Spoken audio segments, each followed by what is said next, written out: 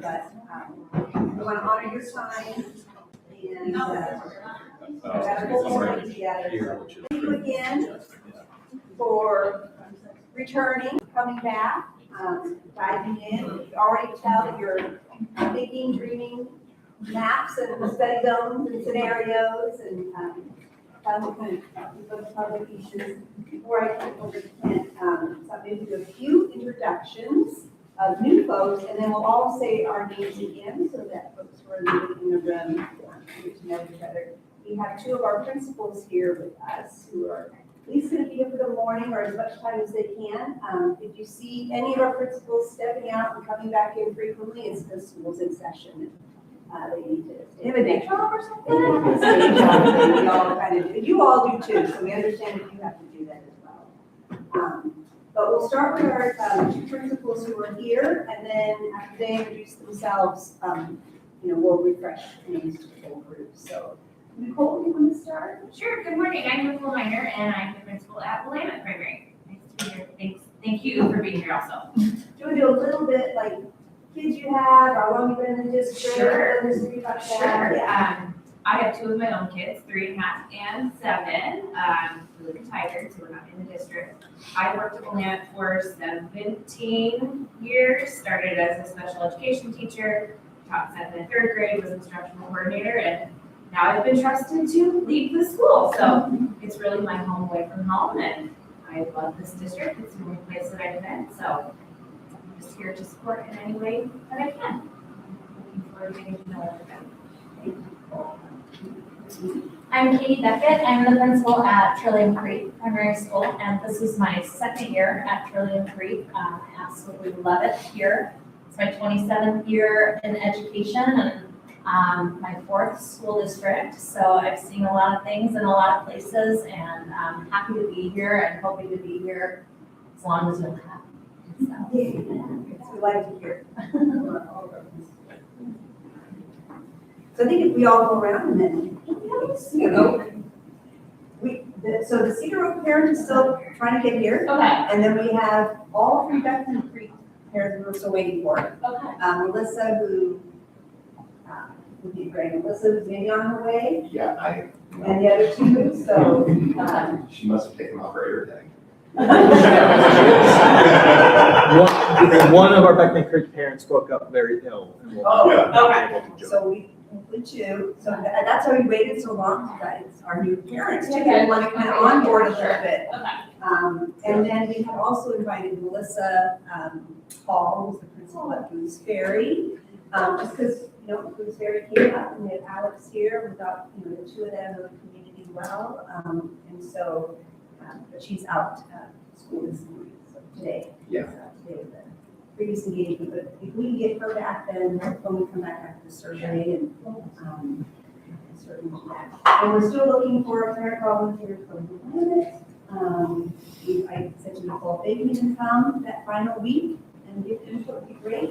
And I think keep working on the parent for Bolton.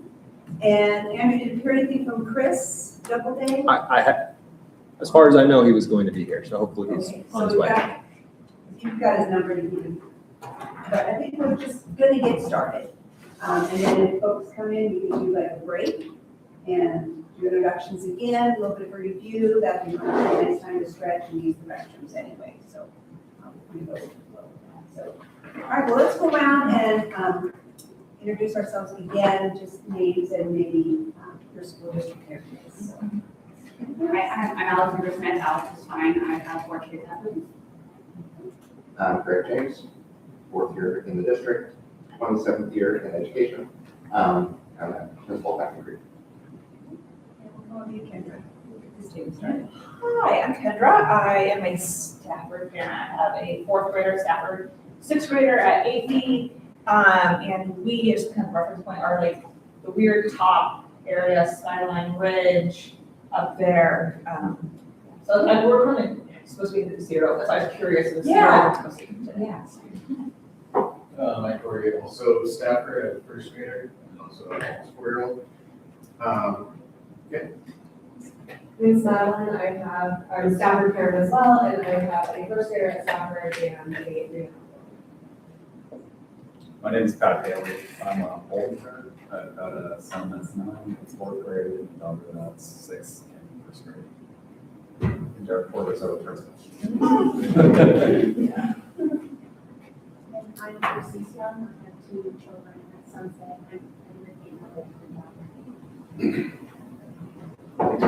I'm Derek Porter, the principal of Bolton. I'm Federico Gatti, I'm a kid in kindergarten in Creek. And I'm Jeremy Nichols, Safety and Transportation Supervisor, been in the district 22 years. Remo Douglas, I oversee construction and facilities planning for the district. Jeff Chambers, Director of Operations. I've been at the district 25 years.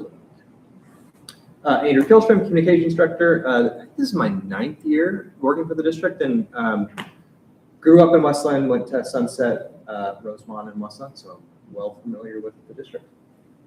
A lot of people know the neighborhood. Pat Levin, your superintendent, and it is very grateful that you all are here. This is my 25th year in the district.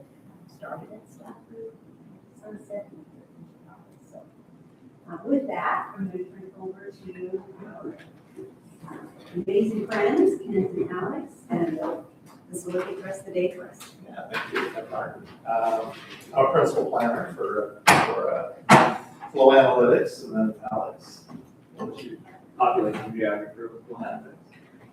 Yeah, I was joked that I wasn't going to be a principal ever again. I've been 13 years as a school principal, and then I got promoted to principal. I guess I'm actually a principal. Yeah. Well, we were going to do a little bit more, I think, in terms of kind of review. So I'll kind of go through a little bit of review very quickly. And if we do get some new folks here, knowing that we have new principals, but it's probably really fine, see, you know, a little bit more from our parents' side. That's what we're doing. But so I'll kind of go through this really quickly, but we do want to look at the committee scenario review. And so we created 2 scenarios based on what folks shared on Tuesday. One will be called scenario A, the other scenario B. You'll see some overlap between elements of each, but then there'll be a little bit of additional things on scenario B. And then we'll use that as our starting point to develop our consensus scenario. So we're going to basically be workshop modeling today and determine the consensus scenario to take to the community next week. So should have plenty of time to do that. In fact, I think, well, we'll see. I'm not going to overrun this, so but we could, if we do finish early, we don't have to stay till 2 o'clock conference. So we'll see if that motivates us to really get our thoughts out there. And we'll talk at the end a little bit about the committee in this session. I shared a little bit about what the role is, but I have a few some best practices that we can take a look at and discuss so that folks are clear as to what is expected of you in those meetings, and just kind of gives you some ideas about how you can address and answer people's questions. Because we don't expect you to be an expert, we just expect you to be able to share what the committee came up with. And so we'll talk about that, how that kind of works.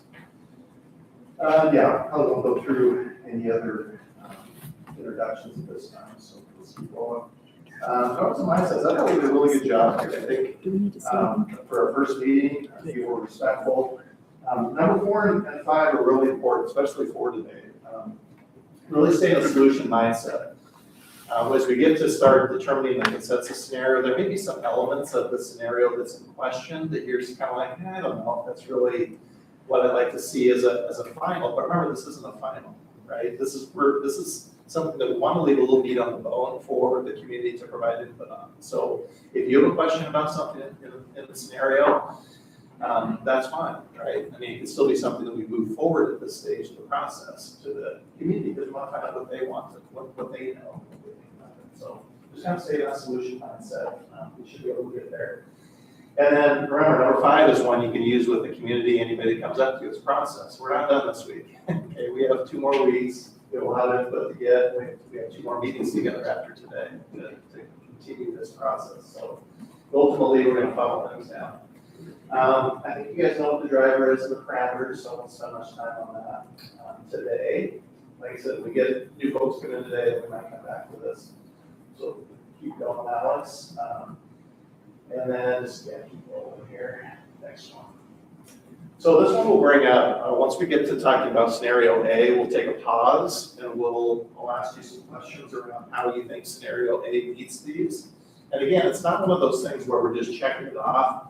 Like, we don't have to say, okay, there's 4 of these, it totally meets 3, it doesn't. I mean, that's not, we're kind of looking at this whole thing holistically, because it's gonna hit each of these at different levels, right? It may really hit, say, transportation, maybe it really shortens like the time on bus, but maybe it isn't the best for the child centered. So we have to kind of weigh those factors out when we put something forward today. So we'll be coming back to that. Then there's the rest of the meetings. So today I'm meeting 2. It's always nice to put a line through one of the meetings, so I did that for us. And then here's where we're in the process. So we did the green dot. We started working on the purple dot because you'll see that scenario B is kind of an iteration of scenario A. Scenario A is an iteration of the springboard. And then our work today is the consensus. So blue dots are work today. Next week is the yellow dot. And then next week is also getting input back, that purple dot. So when we come back again in another week and a half on that, what's it, the 27th, we'll be back to the green dot again, taking that data back in the community and then trying to develop some iterations of the consensus. Okay? Any questions on that? You know I do. No. No, just a broader comment that is coming back. The parameters is actually my question. So I had mentioned last time about what's it look like overall, and for we need to be adjusting more for like elementary school, primary schools versus middle schools. And I think you had mentioned like at the end of the day, like kind of see like how does it feel like without like taking in the information. And I will say by the end of it, I feel like we can get there with the primary schools without making any changes to existing boundaries. I don't feel like that on the middle school section. I don't think we can ignore that piece of it at least for the Westland side. So in general, Rosemont is much larger than AP is overall. So there's capacity there to like try to balance those out more. But the kids that we're keeping the boundaries the same, the AP kids will always be the minority at these split schools. And I went through the numbers, and the first year, it's like, for Cedar Oak, for example, it's 66% of the school would be going Rosemont, the rest AP. 5-year scenario, it's 70% to 30%. And obviously a different makeup between the grades. So I don't think we can ignore that.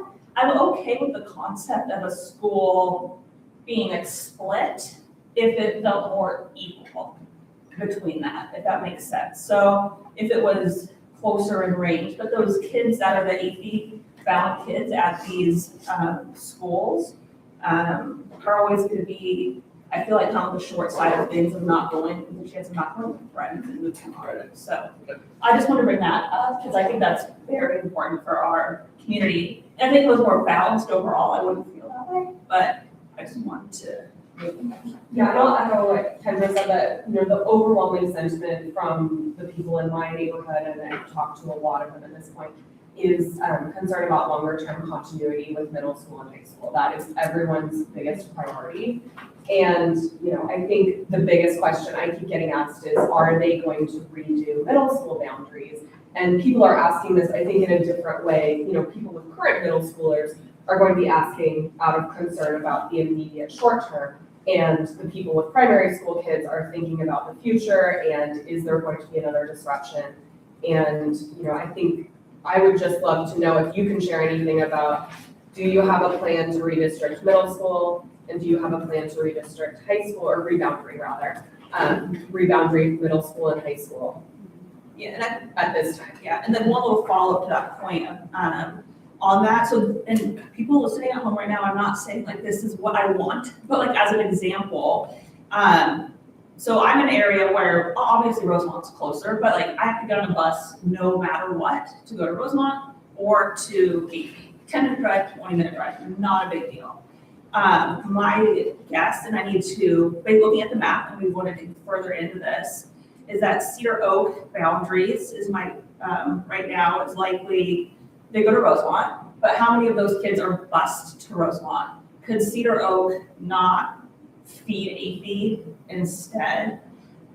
So that way Cedar Oak would feed 80, Willamette would feed 80, Sunset and Trillium are much more walkable area to Rosemont, and I wouldn't necessarily want to disrupt on that piece of it. Again, not saying anybody listening at home, I'm not saying like Cedar Oak, I think you all should go there by any means, but as an example, for that, getting to like discussion of, it would balance it out overall, I think, and then Willamette would be a full feeder to AP, right? And so all those kids already know each other too, then we're kind of like, here a little bit of like the kids that are Cedar Oak, you have to come in, maybe a sprinkling of, it's like kind of bringing like these little tiny populations in, which I still think long-term is fair to kids. And I don't really have any skin in the game in this. I will have a 5th grader next year. She'll be separated for 1 year back with kids at AP. I already have a kid at AP. So to me, it doesn't matter, but I'm thinking about our young neighborhood and how that impacts them going forward. So that's all. Do you want to address that now, or? I think, the first response I would just say is, for what we've communicated to our community and the timeline that we have right now, in the sense of urgency around, we have 2 school communities that we've consolidated and trying to figure out where they're going with the elementary school. We've got a lot of work to do around that and opening a new school.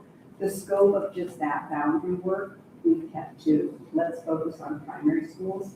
We've not opened it up to doing a much larger process. Once you start looking at middle schools and the impact of that, this committee would be twice as large. You'd start to get, middle school scenarios, and the process would be longer and more involved. And we just felt with already the scope of what we're trying to do, that feels very sensitive and tender still, to focus on getting that information as quickly to families as possible, and then also for transfer and staffing. It is not unusual for district, even after a large process, to come back in 2 years and say, let's do a soft boundary adjustment. And sometimes it's because there's a development that has just been built, and sometimes it's for this very thing of families have grown and moved, and we're starting to get some imbalance as we project forward. And then we have this compelling data to bring back to the community and say, we feel like now we need to take a look at something. I think as we get into mapping today, let's keep in our minds, what does that look like for enrollment in our middle schools? But also it's important that we can archive one of our concerns as a committee, that we're starting to see percentages of some of the split schools, and that this committee give a recommendation for perhaps another process that involves a soft boundary adjustment for middle school in the future.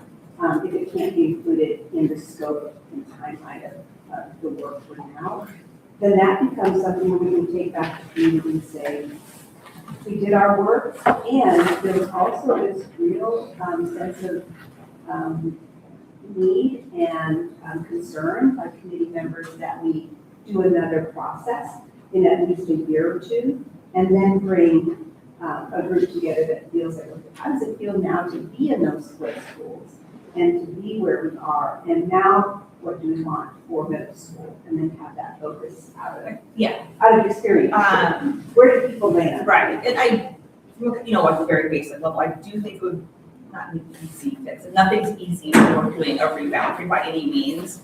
But something I'm definitely keeping in mind as we're doing boundaries right now is how we can address this as well. And I think what the community is absolutely fearful of is, so in the email it said 10 years, right? So any communication back out, like if the district comes in like 2 years, that's their worry, is that that's gonna come back and be like, we said 10 years in the email, but now it's 3 years and we're coming back. So I think just whatever communication comes out about it,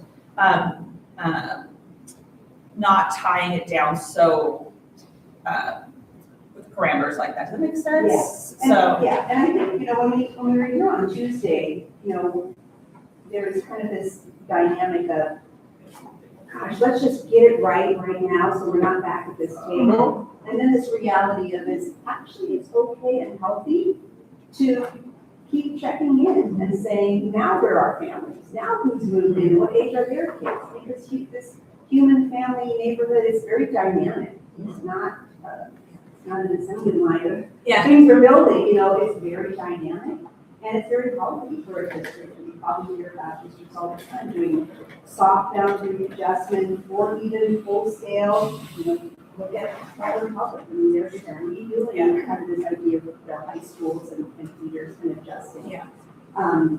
So I think that's something we can certainly communicate, that while this was a process that we were looking at, out of it, and I think the board came this concern of probably in a couple of years, let's just take a look and see how we're doing our middle schools and maybe input from families who are now living in these, what does it feel like before primaries? Yeah, I think, again, the communication is clear on that. So I think obviously like the sting's still a little bit of like the 2 years. That's very obviously still fresh. Yeah. And so I think what the community is more fearful of like, if that it's gonna, that's what to expect, right? And when I get that, right? That the uncertainty is always on that part. So I like that thought of like maybe like change like the final messaging how it is, where it doesn't like pigeonhole the district really hard on like, we're not looking at this for 10 years, and so because people hear 10 years, they're like, we're safe, nothing is moving for 10 years. So the way people interpret the wording. Yeah. So. And I think,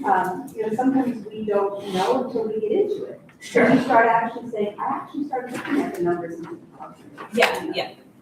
the reason we put that 5-10 year out there is to just assure people that the group who's coming is not just thinking of, I'm fixing it for next year because I happen to have a kid at that age. But folks who have incoming children are thinking, how does this feel when my kindergartner is a kid? Yeah. Have we made boundary adjustments that will make sense to people who come after us from right? But it's always very healthy to stay flexible and adaptable because things change all the time. And I think folks who get this, you promise that it's got to be forever. Yeah. Nothing can be promised forever because, as we just seen, dynamics change in any community. We want to balance stability with also, can we be open to change if we need to? The task for us, right now is primary schools. And I think we can say at the end, we did our best for primary. At the same time, we can see that in a few years, there might be a nudge from the community to say, could we take a look at middle school and see if we need to make some adjustments based on. So let's take it off, the table and be like, we're good, we're not touching that. I think right now, yes, like we are focused actually here in this meeting should be primary school stuff. Totally, like I said, the constant feedback. I know you had heard that like, you said families want to stick with the same middle school. And this, that would have been my response to like, I want to like, bit different because I already have a middle schooler there. And I don't like, but then I kind of looking big picture though, kind of stepping back at it now. Like, that was my initial response. I was like, oh gosh, I already knew, I kind of thought we would be Cedar Oak, and that mean my younger one's going to Rosemont. So like that already went through my head. And obviously my preference would be to keep them together.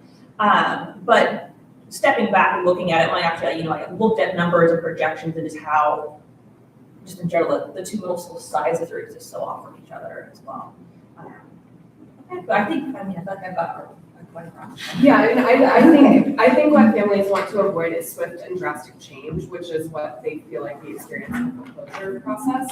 And I think that, people are concerned about there not being enough understanding and notice of things going on with the boundaries. And I think, I think that if we can continue to kind of keep that as a conversation and smaller adjustments over time, because it feels a little bit like, we don't want to be painting ourselves into corners where then the only option is these drastic choices that are hugely impactful to entire communities. That's also why we anticipate, a lot more movement with transfers just this year than probably any other year. And I know it's on principals' minds that, oh my gosh, we're really going to have to kind of sit with piles of transfer applications and just for 1 year suspend that, what have we done to boundaries? No, transfers will be this overlay, but as those kiddos matriculate out of those, those friendships or whatever it was to change, then you get the stable neighborhood group coming that then kind of settles in. Can you speak on the transfer part of it? So our school, when I try to tell people how it kind of works, like what actual resident people versus how like the weird mix of like how actually Stafford comes together or any school, right? It's such a hodgepodge of how we get into it. So for like, kids who were transferred in for whatever reason, currently to Stafford, or the out-of-district transfers, I think we have 11 in our school right now. How does that work at the end? Are they kind of like back in a fresh pot of like wanting to request a new school, like the out-of-district transfers, for example, or like, and then somebody said you have to apply every year for a transfer, or like once you're in elementary, you're in it? So there are two kinds. Okay. There's in district. Yep. And then there's inter, which is coming from maybe Sherwood. Yep. Let's say. So you're coming from Tigers and you apply, and if the district is open and they receive the application, and they have to get approval from their sending district. So both districts say, yes, it's all good. And in that process, we're not allowed to ask any questions about special education needs, what background are you? It's just really non-discriminatory, and so it's just grade and age and we're coming. So that's by law that it has to be a very open process. And so when really we're looking at space, and so if someone coming from another district and we accept them, then they're in all the way to graduation. There's laws that say they're once accepted, they're part of the district. The only time that we can revoke that transfer has to do around disciplinary. Okay. So, and significant discipline. And also attendance. Because we just, if you're gonna be late a half day Right. or not coming, Sure. probably should go to your neighborhood school where you're walking. Yeah. And you can access a bus. Sure. That's who you want. So those are. Once you're in for the You're in, inter. so we have to keep applying. Okay. Similarly, for in-district, so a Stafford student wants to go to Sunset.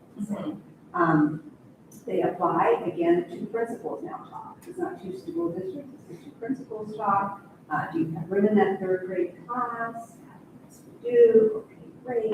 And then they stay in that level, so they stay in primary. Okay. And then sometimes they want to change, we don't just assume where they would want to go to middle, so there is kind of Okay, so the- learning. Okay. Because they're in our district and they have the option of always going to their neighborhood. And so it's kind of that, they'll let us know early on. And then if they still want to go to their same high school, which is often what happens, and it's just really the middle school. We just confirm that and if there's space available. So for these inter-district ones, will they, in this process, those kind of, they're like a little pool, like, okay, we changed the But boundaries. they have to let us know Okay. what middle school.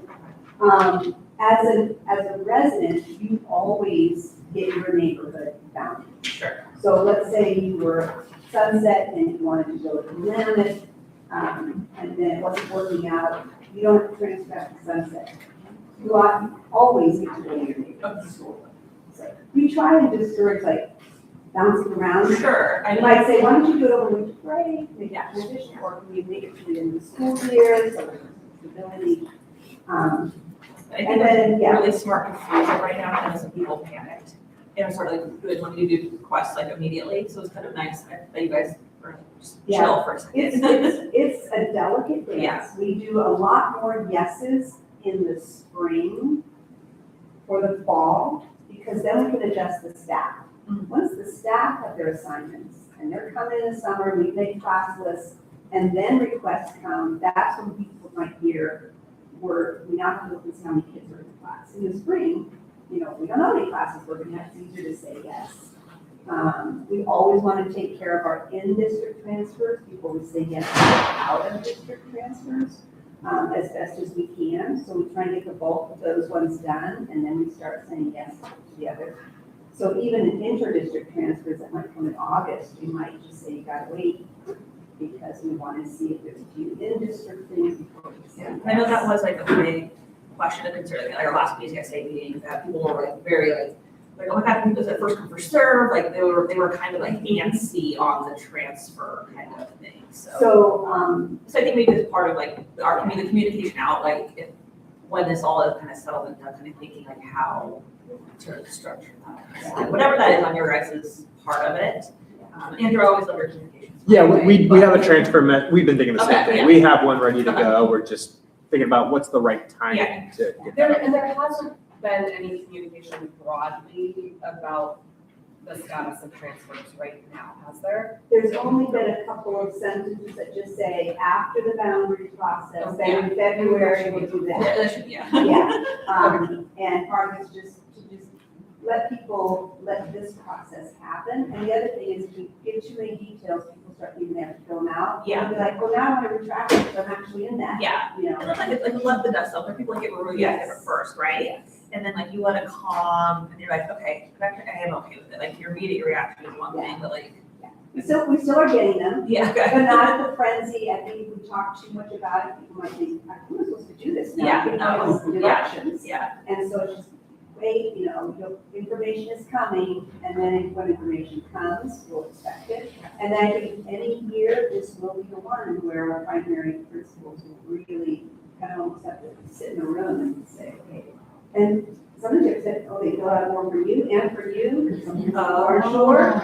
And so we have to look at duplicates, and then parents may change their mind over the summer. Kids start sharing, I think I'm okay going, or so-and-so's not going, I don't want to do that, and then, they going back the request or submitting your request. So I think we're going to get a lot of movement this year, next school year. Yeah, absolutely. Thank you. Yeah. So this is actually great conversations. I had questions on this from my neighborhood.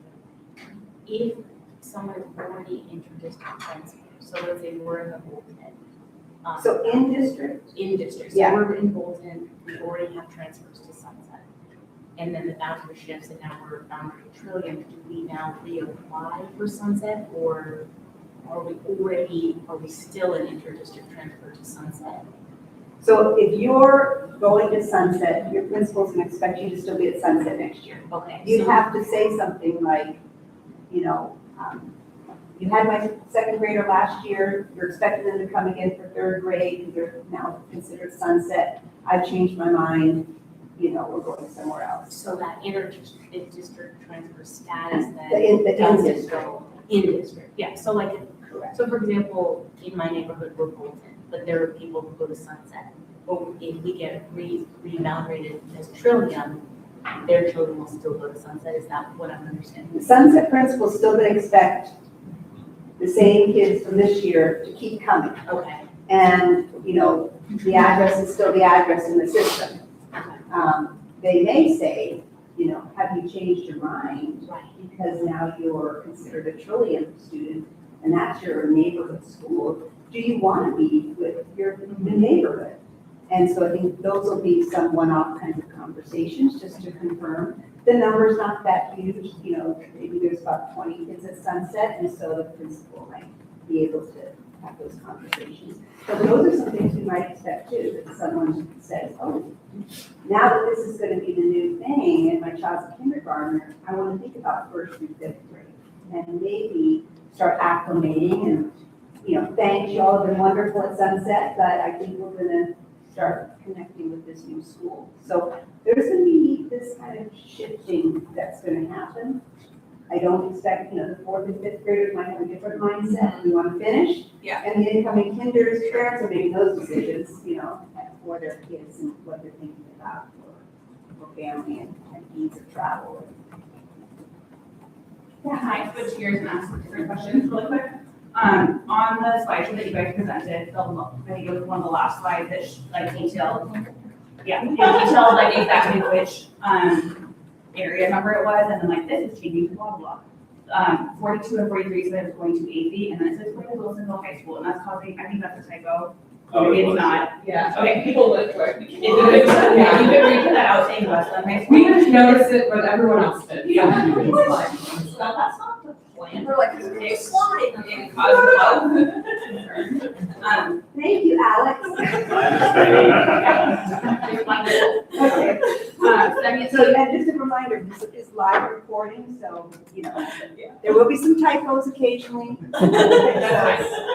If it can be reposted with the correct high school, I think that would be helpful. Thank you for catching that. No problem. Secondly, one of the things we're asked to look at is demographic balance. How are we evaluating that? Because this isn't, what's the expectation there? Yeah, So that's where we, because that gets into sensitive information and confidential information, so that's where our principals are coming. They know neighborhoods, they know children, they know some of the demographics of their school.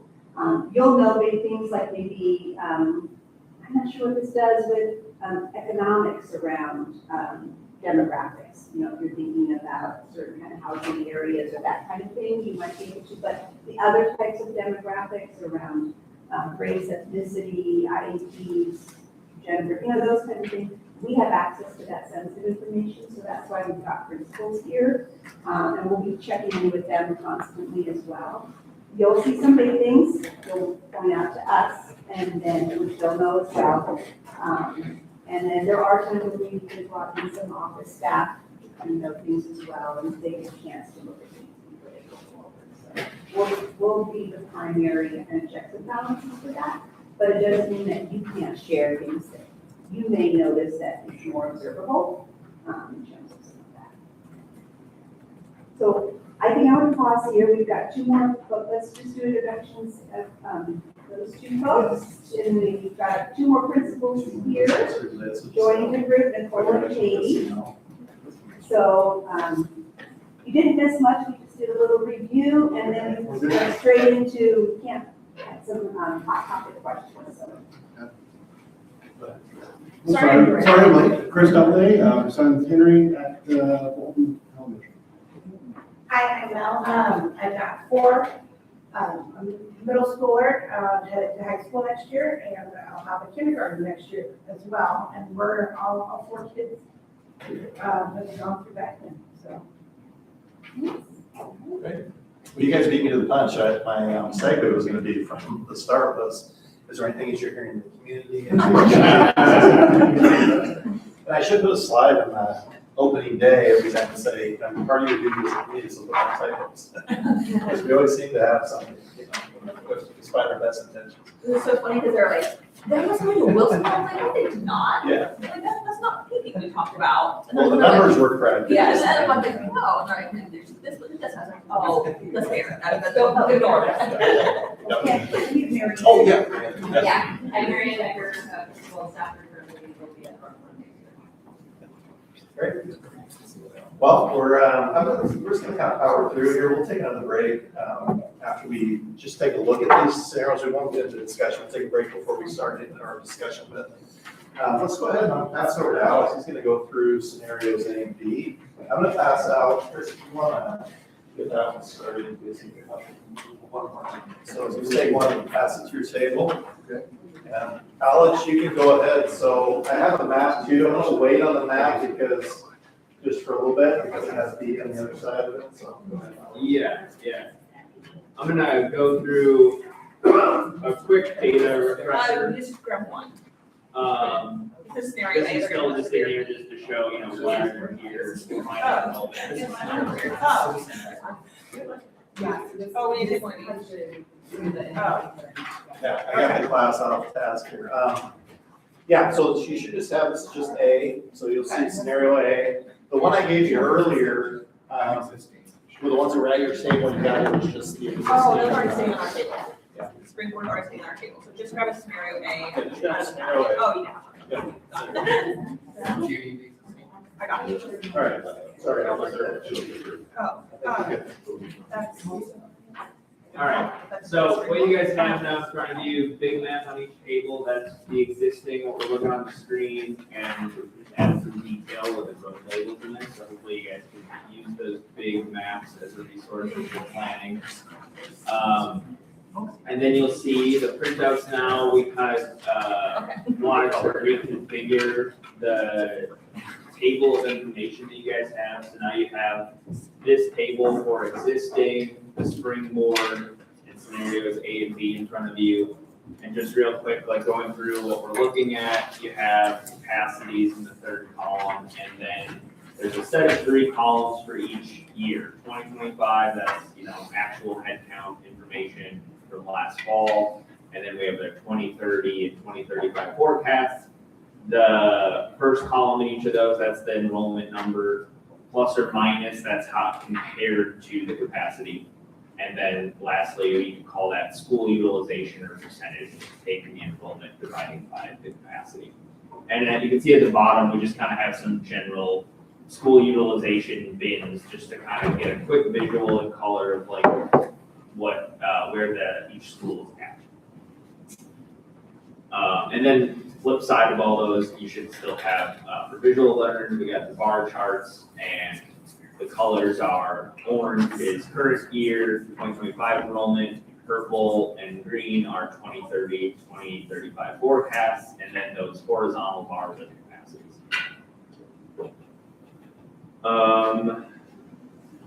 Talked about those last time. I wanted to just, a couple really technical points about the data in front of you. So when you're looking at the maps and you have those numbers that show the 2025 to 2035 enrollment values, I'm gonna call those resident attendance students. So those are the kids that live in an attendance area and also attend their neighborhood school. We know that for 2025, and then that's what's also projected for the 2030 to 2035 values.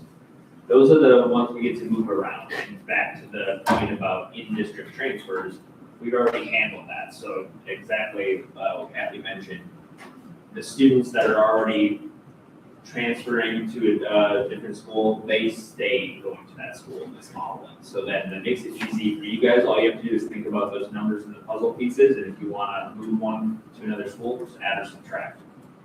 We've already handled the in-district transfers in the background and the out-of-district transfers, kids that are coming into the district. That incorporates like the Spanish origin, like stuff. Right. Yeah, that's inter, yeah. Right, so very specifically for like Bolton with Chinese immersion moving, like those kids that are attending Chinese immersion now have been put into Willamette, and those are always counted for Willamette, no matter if you're moving puzzle pieces around or not. Yeah, which I went through, then those are the other 3 bullet points, is just that understand that we handled the in and out of district transfers, and that you guys can just use those study area values to help you do some back of the napkin math. You have the springboard map in front of you guys. I have the stats in here too, but really what we want to move on to is the scenarios A and B that came out of the discussion on Tuesday afternoon. I'm gonna just switch out of the slideshow, and then we can zoom in and out and see some of these things. So what we have. Alex, are you gonna do both of them at the same time, or are you just gonna talk about scenario A? Let's do A first, yeah. Okay. Sorry, is scenario B titled Springboard? We're not looking at scenario yet. I don't think we passed out B yet, so Oh, just okay. focus on A. Okay. Sorry, so follow up, what's the difference between Springboard and scenario I think that's what he's gonna do. That's what we'll go through, yeah, Okay. yeah. I put check marks here. Okay. You've got these, you had them, you're familiar, we're not gonna go to this one, and then we're gonna talk about what's in this one. Wait. Yeah, we're trying to move slowly through because it is, we do know we have a lot of information out to get some. Yep, so what we have here, showing on the screen now is the springboard, and I just want to, this is what we were working on and looking at last week, or sorry, last Tuesday, it feels like a week ago already.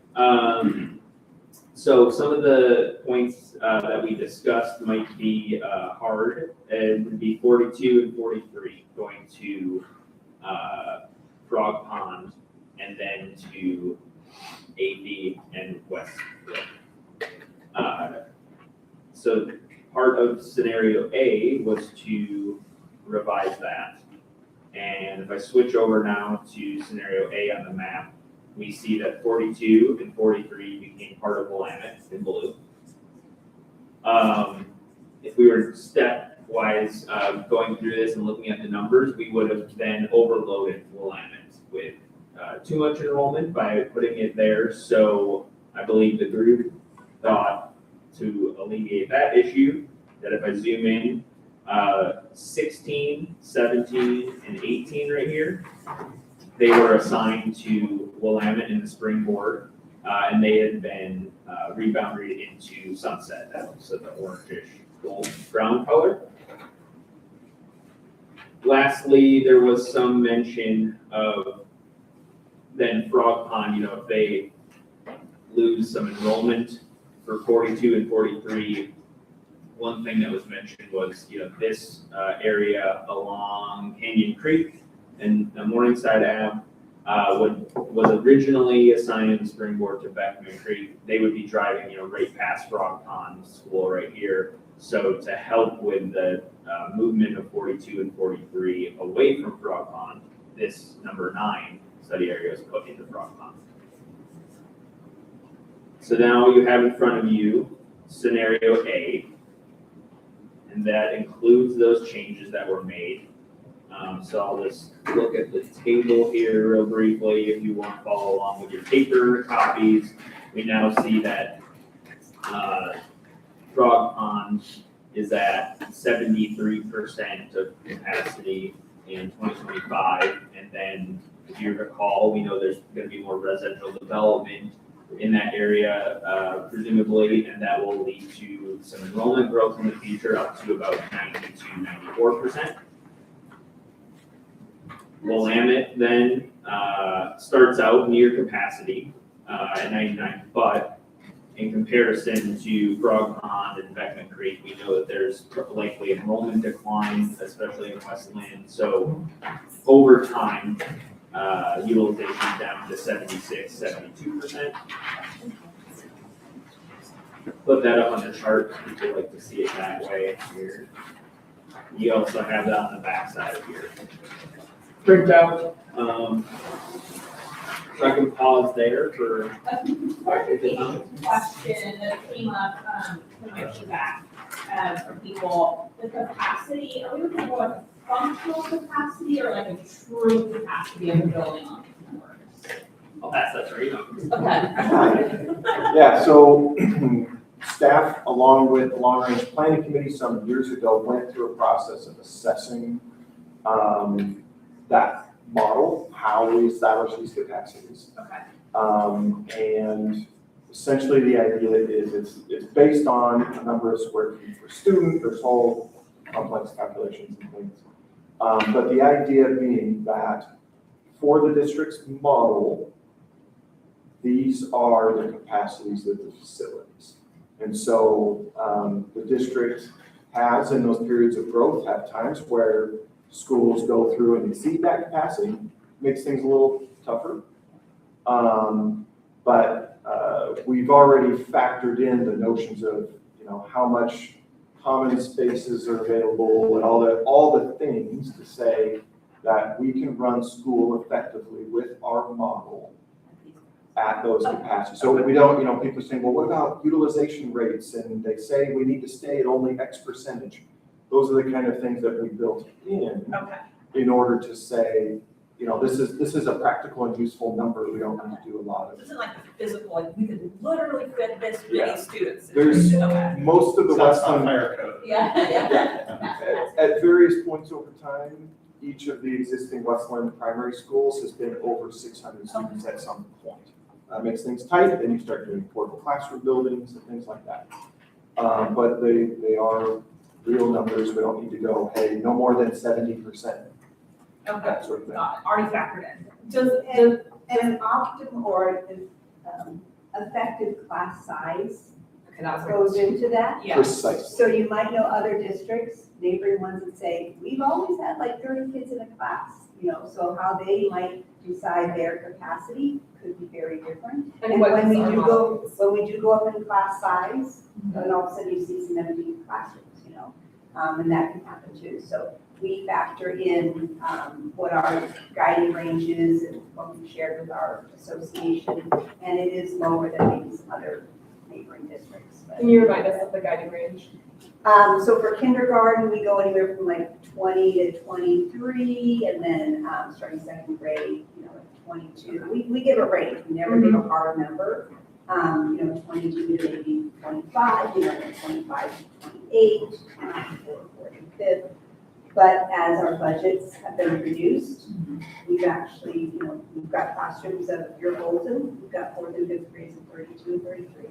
34. 29 first 29 first graders, yeah. But then sometimes you'll see another licensed teacher gets hired to join in, and so then, you know. Really those good are some- problem solving. Yes, those are some ways you can do that without then also disrupting and taking part. And then if you take that class of 32 and make 2 16s, you can't do that, because then everybody around the district Right. wants 16s. Of course. So there, you know, Yeah. or you make blends, there's just a lot of ways to problem solve around that. But we try and start with this idea of, as a district, what are we kind of aiming for class size in our calculation of capacity as well. Again, that's something that we've worked through with. It's been some years now that since we picked that model, that's something we worked through with our long-range planning committee, who also performs bond oversight. That's a citizen committee that got to kind of work through that process with us. I'll add one other thing. There was a time, and now we've suspended preschool, where we also said we set aside a preschool classroom in every school, other than Lowry and Trillium, because they have the dual language. What does that do to availability for K-5? So it's kind of a soft capacity number we had in our minds. We can always say no preschool that year, put in a kindergarten. But there were times when we said, if we really want to try and keep a preschool at every primary school, what does that do in our minds to capacity for K-5? We've suspended preschool now, so that does open up, you know, that room. But these numbers factor in just, you know, all classrooms. Yeah, so, you know, we're talking about the listed capacity and et cetera. And looking at the projection, it notes that a lot of schools seem to have very little capacity this next year, but even in 2027, that's not an issue anymore, and then it's less of an issue going forward. When we're considering further changes here, how much flexibility is there with going over this capacity for even 1 year? Thinking long-term, like, you know, like Rosemont's super full, and then it goes down significantly. What does it look like if Rosemont was a little over for 1 year? Again, very school. I know that's a I guess a little bit question. I'm just, is that something that we look at other factors and then come back and see how that affects? We change things on other factors and then look at where we end up with school populations there and see if it's even feasible, or is that, how should we, do we have flexibility? Yeah, I'm gonna send it back to Kent, right, I think there's a layer, we're tasked to do primary, so let's kind of look at that. But we have to also think, if we're doing something primary, did something shift somewhere else? But we've already got our middle school boundary set. Sorry, that was just an example, Yeah. but like the number looks really scary right now. like I guess Cedar Oaks, But well, we're gonna most, get better. yeah, most of the scenario A, the like Cedar Oak 98%, Willamette 99, Trillium 96. So, you know, they're right at that limit there. If for a elementary school example, same question about that, like 1 year flexibility. So it might be that there's a lot of requests this year for transfers, you know, if it's, this person takes 5, you know, evens out, that's a wonderful transfer. We might have to say, in this first year, I know we want to do that, but we're gonna be really cautious. And new inter-district transfers, they only have one school they get to go to, you know, or maybe they, you know, they can transfer in another available school like Cromwell. So those are some things we can kind of help to control for that, but we've got to get our resident families where they need to be first. And that's kind of my approach, that's what most of it is, like most districts kind of have that always kind of in mind, that transfer idea, because that is where you have a little bit of control, especially in years that are tight. So yeah, you may have a school, we may come up with a consensus scenario today that shows one of these schools might be really high, right? So it might even be just a little bit over. That's okay at this stage of the game, because remember, we're talking about functional capacity, which means that's kind of the ideal capacity to make the school run the best. Could you go over that a little bit? Probably. You know, if it's for 1 year. But again, there's probably transfers within that school as well. So that's something the district would look at through new transfers. Because they've already made made decisions as Dr. Butler explained, that once you're in, you stay in that as long as you like to until you get to the next grade. And right, the next grade, like middle school. There's two, whatever the consensus scenario is that comes from this group today, we're gonna have those opportunities next week, right? To hear from folks, in the online form, even if they can't make it, they can be at home, they can look at the map, they can provide their feedback. A few historical notes, not that everything is the objective or goal, but things like, in 2017, Rosemont Ridge Middle School had 90 more students than they do today. So it is still, technically over capacity, right, today. But it did have 90 more students a number of years ago. And when, in times where we're in a growth trajectory, there's a little graphic that I really like that shows the line of enrollment going up. And you can't build schools in one student increments as it goes, right? And you can't be super efficient if you're always building too far ahead. And so you're gonna have times where you've got a little excess capacity. There's gonna be a time where you get over full. There's some pressure. At some point you get supporting classroom buildings. And then a construction program comes through and we build out and we get a little more comfortable again. And so right now, there's the new version of that long-range plan has the other end of the graphic showing if enrollment's trickling down, you're again going to have this question, which was the consolidation of schools conversation, and that there might be a little pressure on it in a couple locations for a couple of years, or and that's not the end of the world in itself. I think like the idea of if we start talking about could we transition, a whole other primary to a different middle school, I think we'll see that community feedback come through and give it kind of the temperature check. I think 2023 would be really helpful to have updated with the scenario we bring forward to the community, because it kind of lays it out, right? Now you can see it's gotta get better. Yeah. And that is what we should. So you will have an updated one of these. Yep. Okay, For whatever our perfect. consensus scenario Yeah, is, we always like to show, we'll probably show it like this, we'll show it in the increments. Okay. Yeah. Well, so I just, And then these on the so side. kind of lump it, I think this Visually. comforts better, it really kind of shows the years, kind of even next year, it's gonna be better. Oh, yeah. Because right now, we just know that's how it's working, right? That's why we're in this situation. So if possible, I think this would really resonate well with the community, this versus, not. Well, what I meant was, in terms of on the chart. Yeah. So we'll have this next week, the consensus map. And then we can print whatever we want to print. Yeah, I would think one of my things today, this would be really helpful. For, you can see this, how it projects out, kind of, oh, good, I can see in this next year, cool, that feels a little better. And then the request also, people, I know we're really the moderate scenario, but they also, what's it look like? Today, and that's all our discussions, I think, are around moderate. Right. But they also want to see, let's look at high and low as well, really curious about that, I think, for their feedback. And they should have access, they'll have access to the report. Okay, perfect. As well online, so. All adjusted for our scenario. Okay, thank you. Well, no, not we're not gonna have. not the low and the high. No, not the Okay. no. We just do the middle of the scenario. It's for the scenario work. Yeah. Yeah, and I think the feedback being read, it is possible for Flow to do that. Yeah. There's a lot of work that goes into those things, and so we're balancing, the scale of that agreement. Yeah. It gets to be too much information for people, I think, when we have all three. So that's why we go with the middle. Yes, and then there's, it's not difficult to extrapolate if you have that report and you see kind of the trajectory of that cone. Yep. And you look at the difference, that you're seeing there and saying, okay, this, you can kind of do that extrapolation.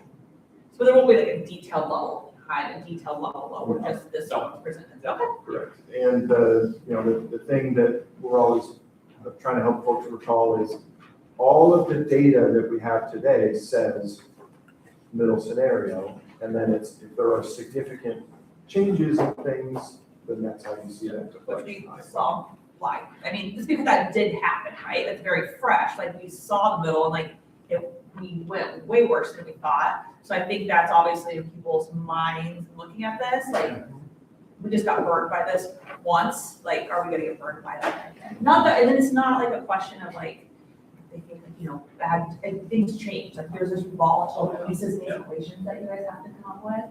I just think it's fresh in people's mind that moderate was not on target, so kind of that's in their head right now. Yep, and I'd be happy, letting the group know about over the course of the day or somewhere in the process, if you want to chat through, kind of, I've done that conversation with a couple of dozen folks. Okay. Takes a little bit of time, but having some more, committee members more familiar with the detail, kind of how that happens Okay. and all that, would be great. And that's one of those things where I can let these guys keep the whole thing going, and where I've got some of that background, and maybe some of my usefulness to this group is maybe some of that context on the side. Any more questions on scenario A for now? Yeah. Are we dead set against cutting an area in half? Like, is it okay, instead of taking all of 24 and moving it, can we cut it is that? Yeah. I mean, is that something that we can look at? Yeah. Okay. It's a movie. Yeah. Yeah, so for 34.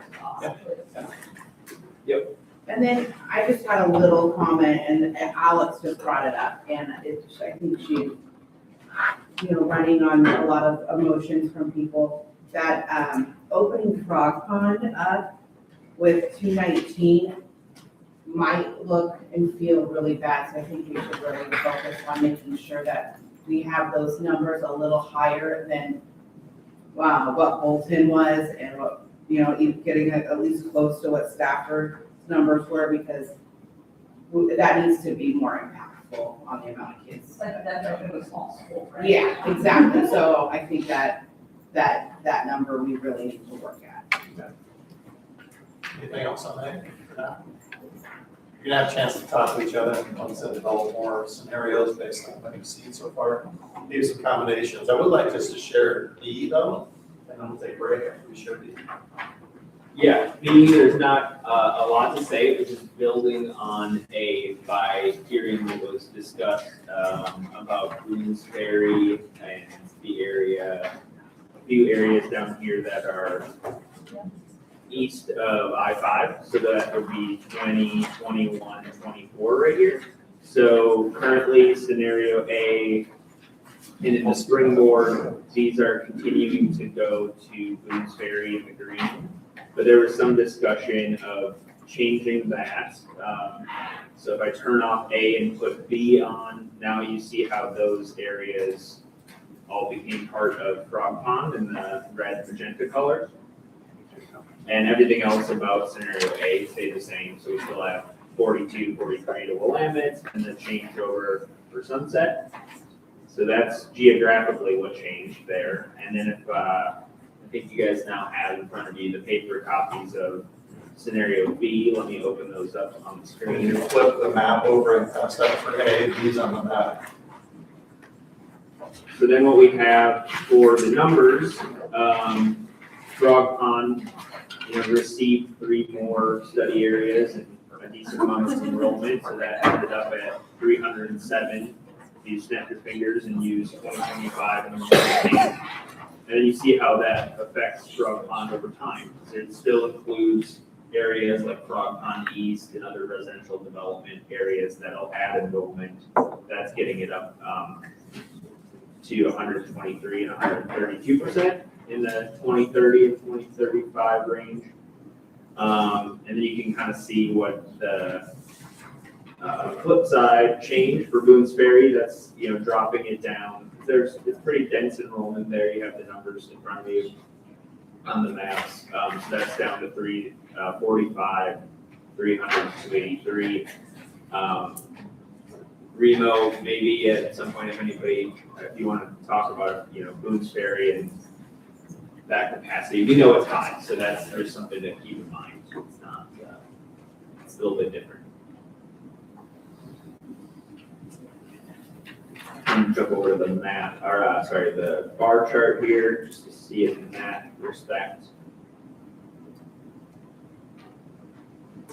I have a quick question on that one. How long does Frog Pond have to run at over its capacity before construction would begin on the new week? Well, that's a variable, right? And again, back to that conversation about, typically you allow it to go over capacity for a period of a few years deliberately because it's efficient with funding. And so the question is how much is too much in what time frame? So obviously that would be on the more full side, and we expect the growth to not only, to occur through that time and to continue based on development planning. When you see that growth trajectory and you see Beckman Creek nearby at its size that it is projecting, there's a question of with Frog Pond, how full do you make it day one? That perception around small schools, of course, is a big thing, but I think a big factor to bear in mind is what is the trajectory? What is the expected trajectory? So Westland and Stafford, we're seeing continued at or, similar or reduction of students over time. And that brings up that question of, well, if we don't have that conversation this year, what year does it become necessary? A little bit different, but with all those emotions attached with Frog Pond, where that is fully expected to grow, many, many hundreds and eventually thousands of additional homes.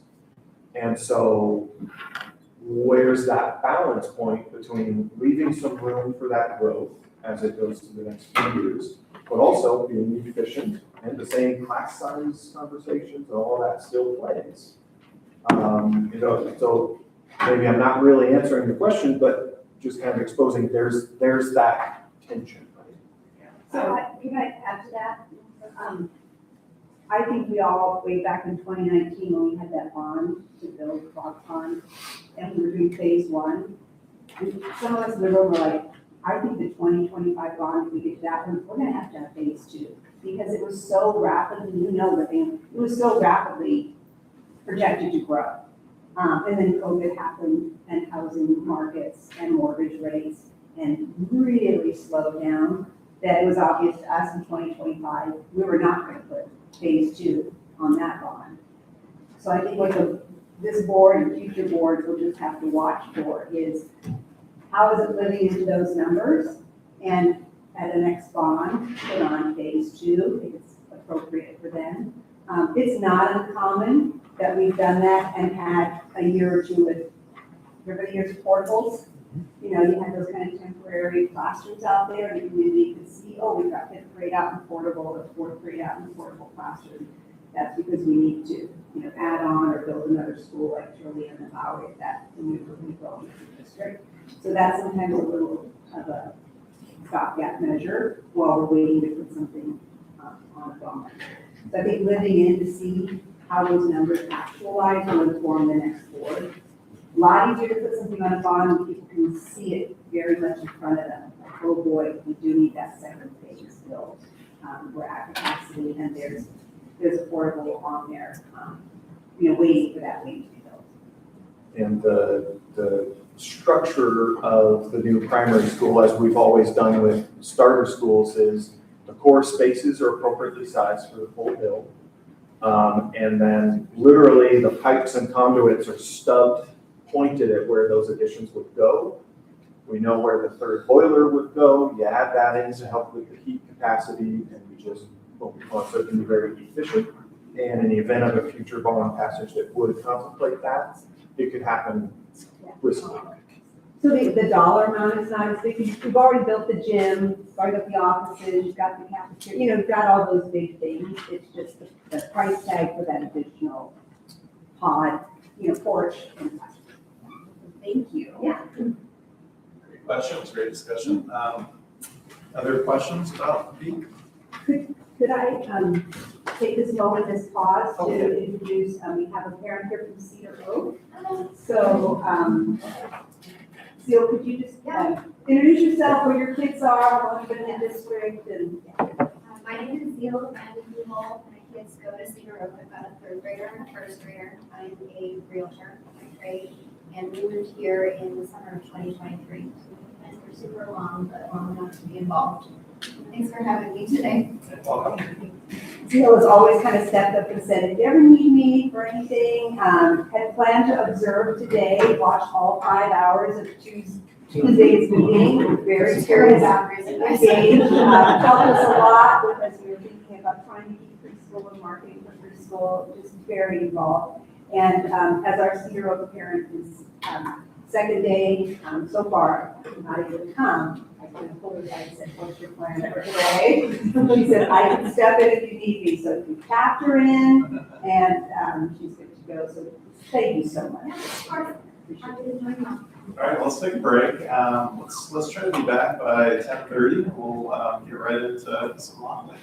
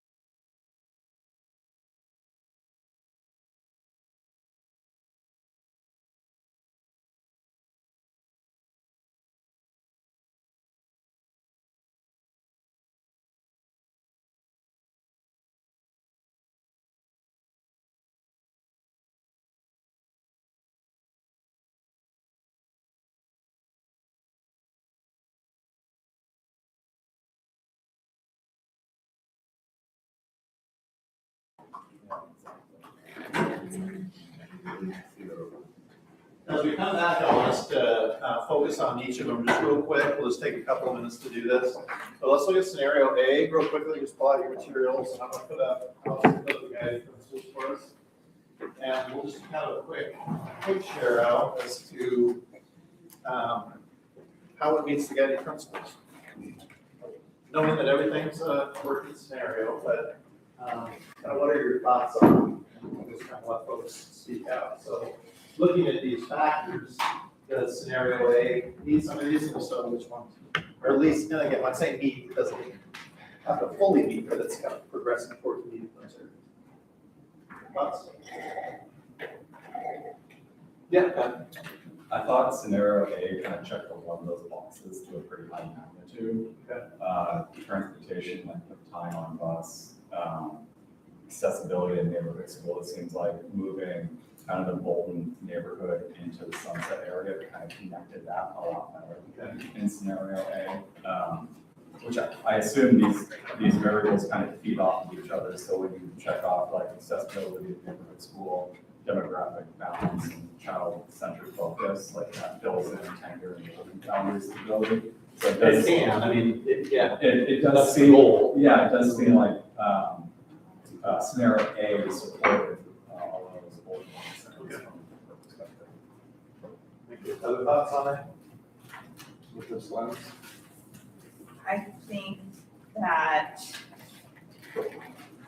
the distribution of frog pond on that is a lot like more of a balance kind of what we're getting with this.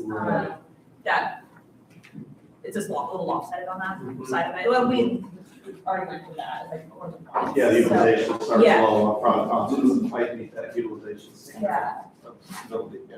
So I was looking at that too, because it was brought up, if we look at our pond's capacity, it's only 300, so if it starts at 219 and it's adjusted for looking at the road, it's leaving room for a road depth and then we're not trying, whereas scenario B is kind of open capacity. And then scenario A does a really good job of keeping all of the utilizations of the primary schools above 50% long term, so now we have long term. So, yeah, one thing with new schools too, I'm sorry, one thing with new schools that we see a lot in our work is, in talking with district members of the district we work with, new schools come in buckets too. So it's like, if the district does have a choice policy, a lot of times people will start, maybe choose to in this school just because it's new. That is that phenomenon. So, even if you do start low, chances are you might get, some choice in the district to determine how they allocate them. So that I can go over here.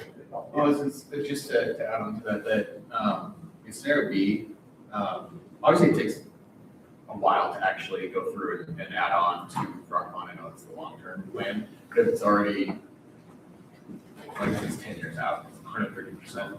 That ends up drawing a lot from Linn-Wilsonville, which is also already pretty underutilized, being an apparently massive primary school. It's got more capacity than Rosemont. And then it's, in A at least, it's over 50%, so at least getting use out of it. Versus if we pull even more out of there to go to frog pond, then it's down to 37%. Yeah. Good segue. So same question for D, right? Yeah. So that utilization, is kind of wonky for Linn-Wilsonville and for frog pond. Why is Linn-Wilsonville so big? So two things to remember, we reviewed about frog pond being built in stages. Yeah. So we got that. Just a reminder about Linn-Wilsonville, when it was built years ago, Alex, years ago, and they came on board, there used to be a school called Linn-Wilsonville Primary School. It closed down kind of where, Alumni in the back behind, was a proud where Fred Meyer is kind of down there. Yeah, we closed that building, reopened a very large primary school called Linn-Wilsonville. It actually has 2 gyms, central office, library hubs, kind of shaped in a V.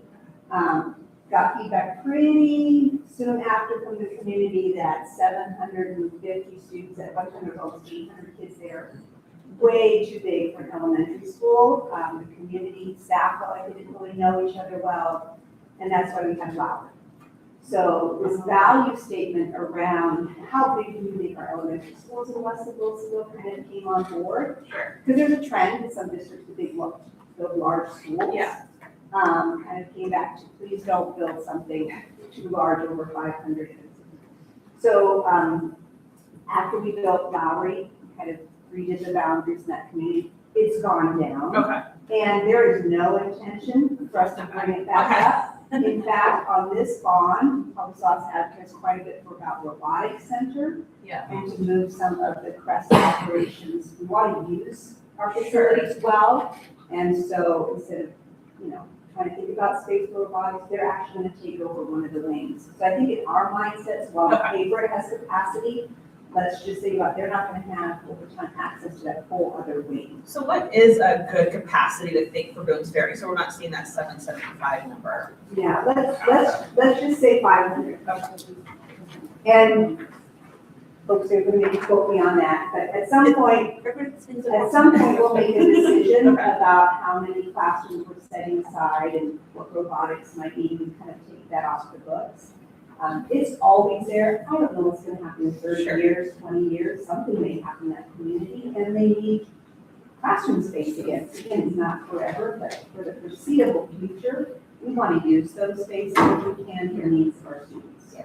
I think having that more accurate number, because that way doesn't look at like people see it like that was really on the books, and to people who look at taxes and to look at your building capacity and fire marshals, and we have to have that number still on there for those kinds of reasons.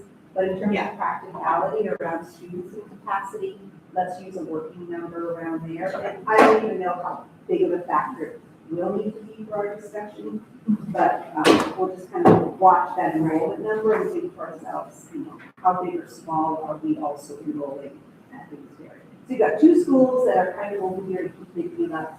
Dog Pond has the capacity to build on, that's in the long range plan, and Boone's Ferry is in this unique situation where we don't ever really want it to be 700 to 800.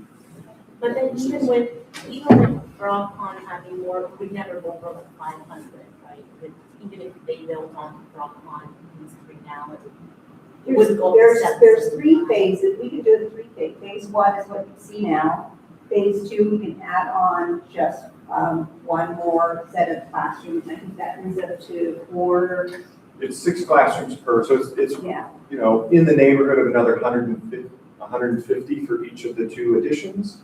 And then again, we're always doing that calculating and thinking of, do we preserve 1 or 2 spaces that we don't include in the capacity applies, some of that elasticity. So, really things similar to a Trillium Creek or a Lowry in size, which is in fact very similar to a Beckman Creek. And that's sort of the size of building that the district and the community have kind of gotten used to in our area. And again, as Kathy said, it could be built out in multiple phases as appropriate with development. I mean, there's this possibility, in the Wilsonville area that, I won't be here in the ground, if that happens, but, 30 years, and like, if there's more that happens, there might be a need for another primary school. I'll be one project, most of us won't be in this room, but for folks to think about, if there's going to be a need for another primary school in Wilsonville, where's that property, where's that build going to be? So Frog Pond has this ability to kind of flex with some of that unknown until that next primary school, maybe another middle school, I don't know, but we do know that area is developing Frog Pond south, and it's just a matter of trying to see how much further city and road boundary kind of come the other way. I think it's another great opportunity to plug our long-range facilities plan, which is available on the website. Getting into these, these multiple decades out, where you hold those things kind of loosely, but just as a broad planning, thinking. That's a decent chunk of my work each time we're doing those updates and considering, and multiple more primary schools someday in Wilsonville.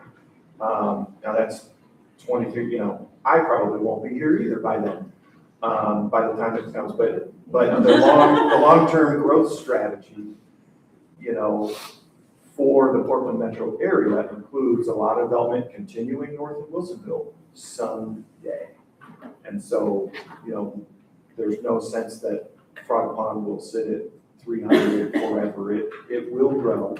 And there will be points where the district will need to have purchased more land out there someplace someday to make sure. We had the property for Frog Pond for more than 20 years before the school was built. And so that's part of that capital L long range plan. Anyone who wants to really deep dive into those sorts of things, I love talking about that, but maybe that's sufficient for the moment to kind of to refocus in on that. I have a question. So as we're talking about the allocation of resources, how are the division of after-school programs going to rebalance? So after-school care, I don't think it's consistently wide or champions in Westland at least. I could speak to the process there. And Andrew also, he just stepped out, but he oversees community use of facilities. I actually helped the district start the formalized process of that however many years ago it was. I didn't do it at the beginning of this, but I'm on my 17th year with the district. And so we created a RFP process where interested vendors could come in because they're saying, well, why did that group get in? Why not me and that? So we create a process every so many years. We go out, everyone can apply. They present qualifications, they get scored. There's a short list of firms then that are available in their pool. And then that's a kind of district and school conversation about which group may be a good fit at each school. And so nothing about that structure is intended to change with either of these consolidations or addition of Frog Pond. That continued, you know, that mechanism will simply continue. If that makes sense. And that does include, I believe there's an annual feedback process from families on the success or lack thereof of the program each year, and that's kind of part of how they consider that. I have a question just for how is demand measured? Is that like at the school level, and then who kind of is responsible for measuring the demand of an after-school program at any given school? So maybe those we kind of put in a parking lot question, if they're relevant to the boundary assignments, then we can do that, but I know that it's an opportunity when we've got folks to kind of be curious about a lot of things, but if it does become a factor in some of this, we can address it, but I could start going down a rabbit hole with that. Is that information available on the website? About what? How you set up aftercare and what the process is and how you make sure that it's the right fit for the school? Not in extensive detail. Yeah. And we've also got principals here, so, you know, find your principal or everyone, they can talk you through how they work through the survey feedback and get information from either PTA. Yeah, that is something a couple parents have raised as the boundary discussion is coming up, so I think it's relevant, but not necessarily. And I will say, we never get it perfect for everybody. One group really likes, you know, this, you bring them in, and then another group says, we actually don't like that, and then you switch, you know, so sometimes it's just that group of parents at the time, they're getting a lot of feedback. It's, you know, folks have changed some of those care providers over the years. All right. Well, let's, we have about 45 minutes. It'd be great if we could get another couple of scenarios to look at, like CMD. So work in your work groups. When you're ready to have Alex model something, just maybe have a representative take it over to him, explain it, he'll do it up. We'll be able to show it. Over lunch, we can print, again, like we've done before, so that you can see the stats are big and packets. So see if we can get another more scenarios. Maybe see the. I just have a process question. And maybe I would. Yeah, we talked about it. I can help fill that in. What we want to do is just capture what was it about scenario A that came up as maybe strengths and also, and now we're concerned about it. Let's do that for each one, and maybe keep those up on the wall so we can refer to those. I'll tell you, you can write it. Yeah, Because you have better handwriting, so. First grade. We want it legible. High school math. We don't like. Yeah. I don't know. Well, all those, that's good. All right. Have to drive into the. Well, I guess the question.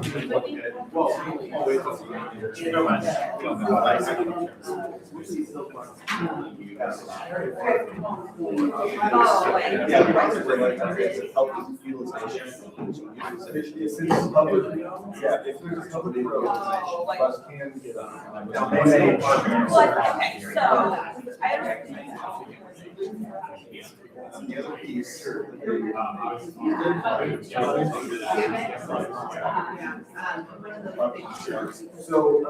Jeremy is our transportation supervisor, he's the guy that talks to any number of times.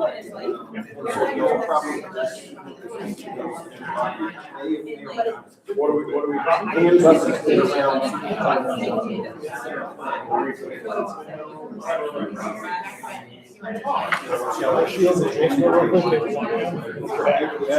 Have fun. I can check the route, I'm honestly not sure, I know they use it. I know that you, yeah, they use that. I would have checked, I mean, right now. Yeah. What's your question? Well, here, look at We are, there are lots of. I would use words.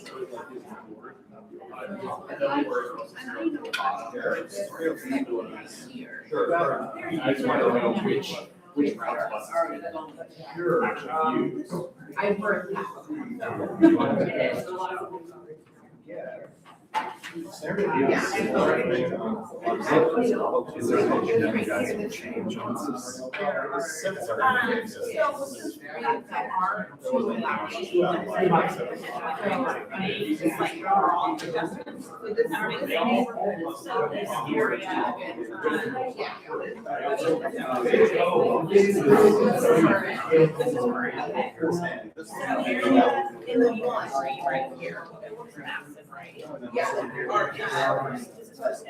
They're in the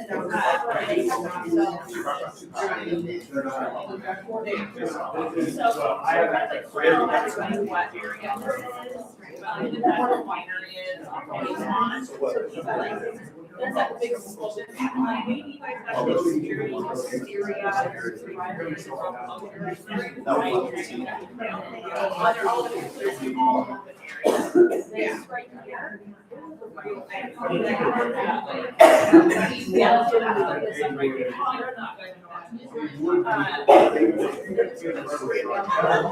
Right.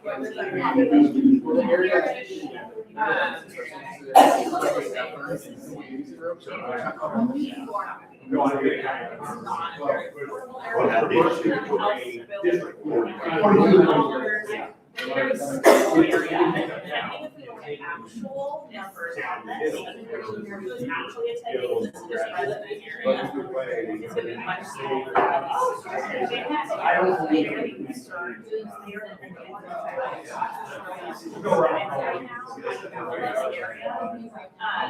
Like I said, number one,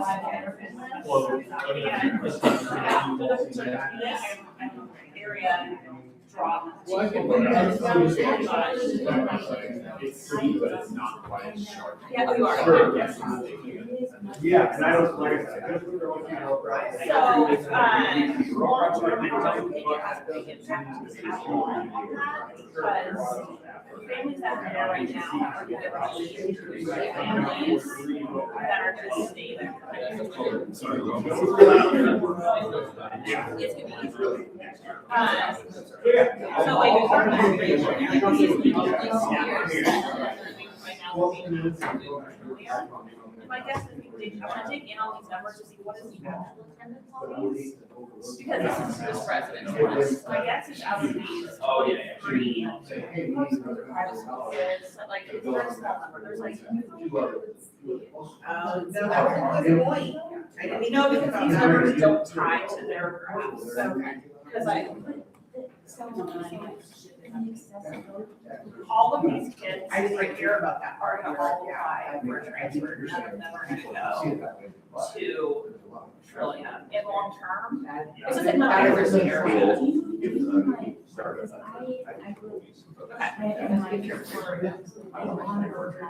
Yeah. Okay. Yeah, so I might go back to that.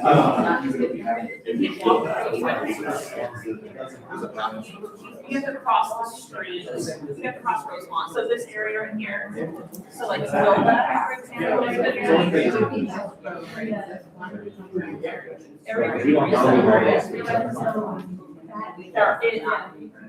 We don't know who the price is. So, bigger question on that, that if I add up all these numbers, Yeah, I'll just go. it doesn't match, so there's the resident area, right? So it doesn't include any transfers or anything, right? Resident area to go to that school. Yeah, so 23 might not be going to Stafford right now, because they could be transferred to other places. Like, it's like, oh, Hey, Alex, quick Yeah. question. Yes. Just to clarify again on what those numbers are. Yep. So those numbers are, the question is, include this is just your resident.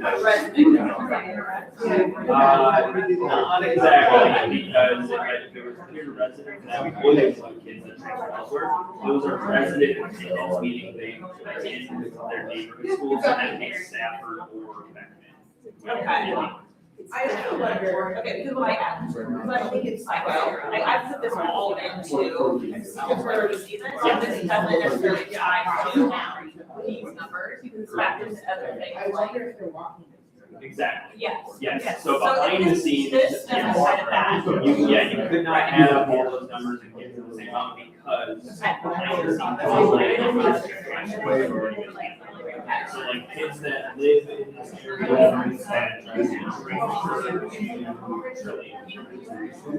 they're always players like that. That student can get affected if we do. So these 23 kids right now are all going to Stafford, but what do you think? Yes. Yeah, I was thinking about 5 years, sorry. No, that's, so yeah, so this whole, so reference, this is like the winery is like right here on Stafford, so the area will love that. Like, the sunshine, all of that, but they don't pop up on the Stafford river, you can't walk up, it's like cross Rosemont, and walk up, so that's not walking. They, so driveways, yeah, trailers here. I'll be back, I'm gonna do something. Okay, and I get what you're, that makes sense, like they're right here, like why not walk up to Australia? Because these kids, like you're not going with families, like this is a very expensive area to move into, like you're not gonna see people partners. It's a very stable area too, it's not a development area. Or anything like that, so when we look at boundaries in 10 years, I don't think it's gonna impact boundaries in 10 years. But the very impactful is today. Yeah, that'd be great if you could, because we use them for like other. Not, you don't put them on the website, we might use them for private. I was just wondering, So it will eventually though, especially. So those are all this. because these kids, they're all requesting not to go. I think we got just questions. Also, how does this get into more framework? That's great. Yeah. Okay. No, absolutely, I feel like long term, it doesn't, like, for kid centric, this is like, we're sitting one grader on A, I'm doing 0 kids. He's going by himself. Right, absolutely, like, the long term, I feel like Yeah, once we get this done. it's a stable area. The question is, so here on the Rosemont, yeah, so the area also here on the Rosemont, these are like, it's not, so this one like drops down, right, it's all twisty, windy, all the craziness area. This is the really fancy houses over here. Development area, if anything happening here, or like if people, like. That's outside of the city bounds roads, and that the staffers. But there's a very passionate about development and not This is fun. That's what's coming to, no, but it's it's from magically, it's a long, everyone's just talking about golf, it's, there's. Yeah. So it is not. There's like very stable numbers. Okay, in this area, it's not far, right? So stable numbers. Yeah, yeah. So if there was no those numbers.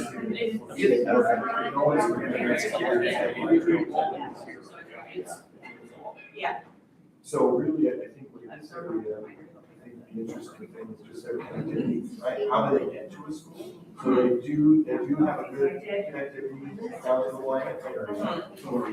They do, they do have a reasonable way to get to Trillium. Sure, yeah. They're gonna be on a bus because they can't like walk across Rosemont. Even though it looks really close, like, I don't think they're gonna get, hey kids, walk across Rosemont. I think that is a reasonable expectation. Okay, so they would still need a bus here. So just saying that there is a level of connectivity, I think that there connectivity on both ends, both could be worth consideration. So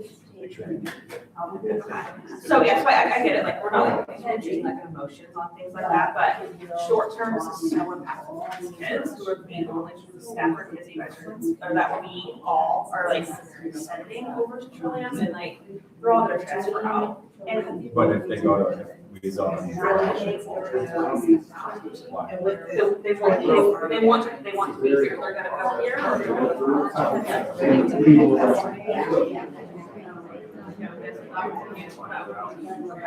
Right.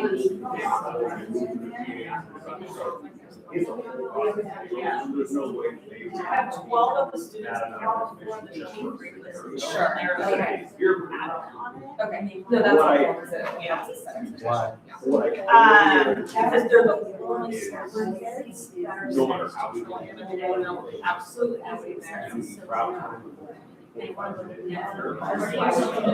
there. Right. They don't think it's farther away. Like, it's a very good thought, yeah. I was just at our lawn. Sure, so it's a long range.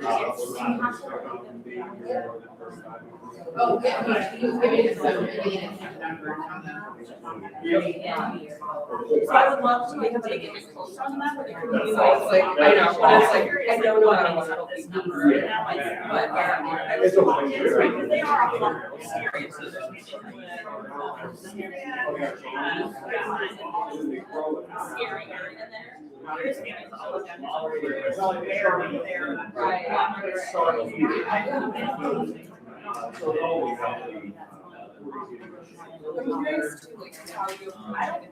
would be surprised that it's us just common Rosemont and if there is, so there's a big difference. There's that goes down everything.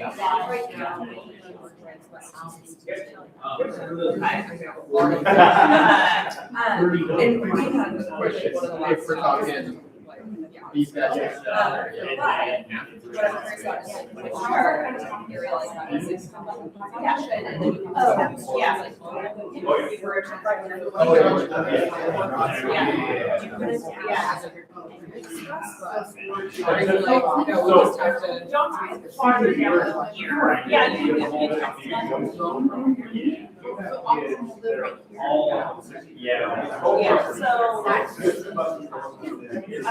why we have two buses.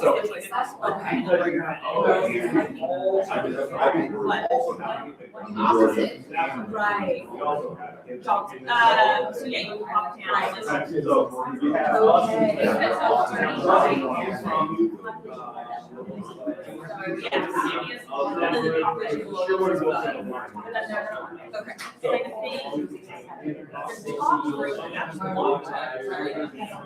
And a lot of room on that.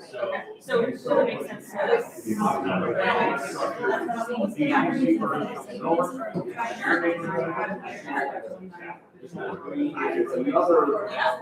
I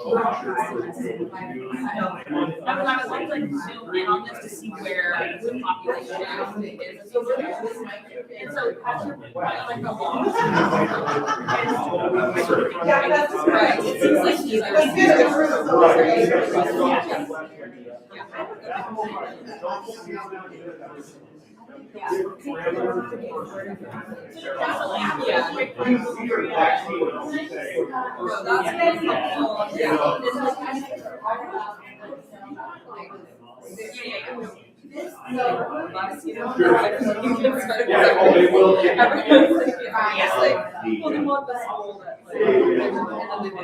and then they'll get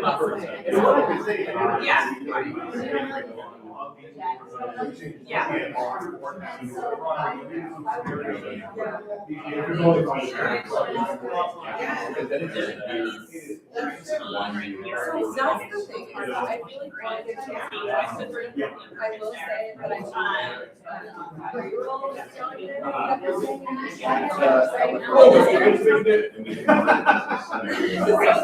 that part was the only part where I was and now like I'm like yeah, which I like has like a bit of a lot of area well, I feel like, yeah, like I, growing up, I was everywhere when I was but my parents and my dad were all and then my mom was like, she went to Rose, which is tiny suburban. And so like just very different. So my dad would be like, yeah, like,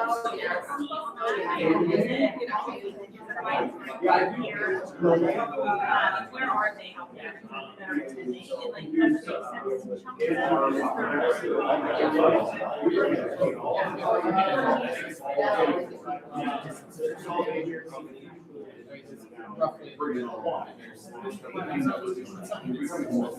right.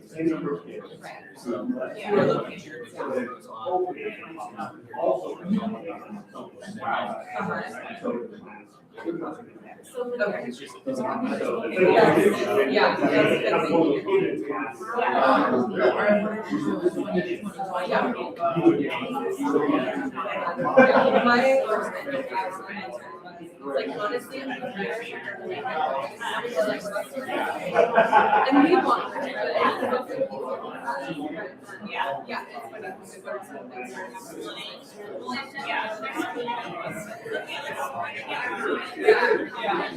And I thought in a lot of ways.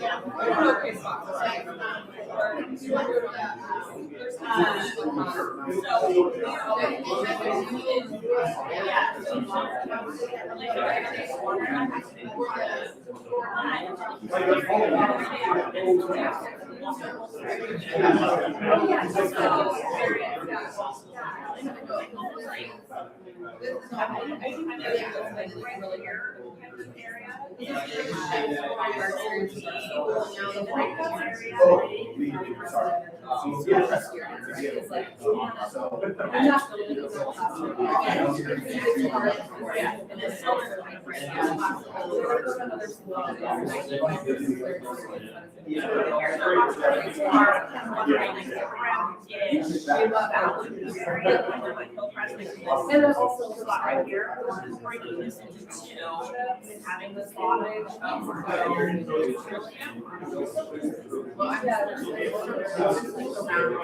oh my god, that's that side.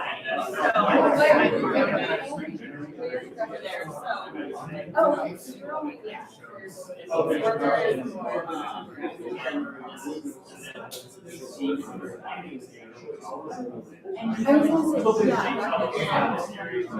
So the whole thing runs right here.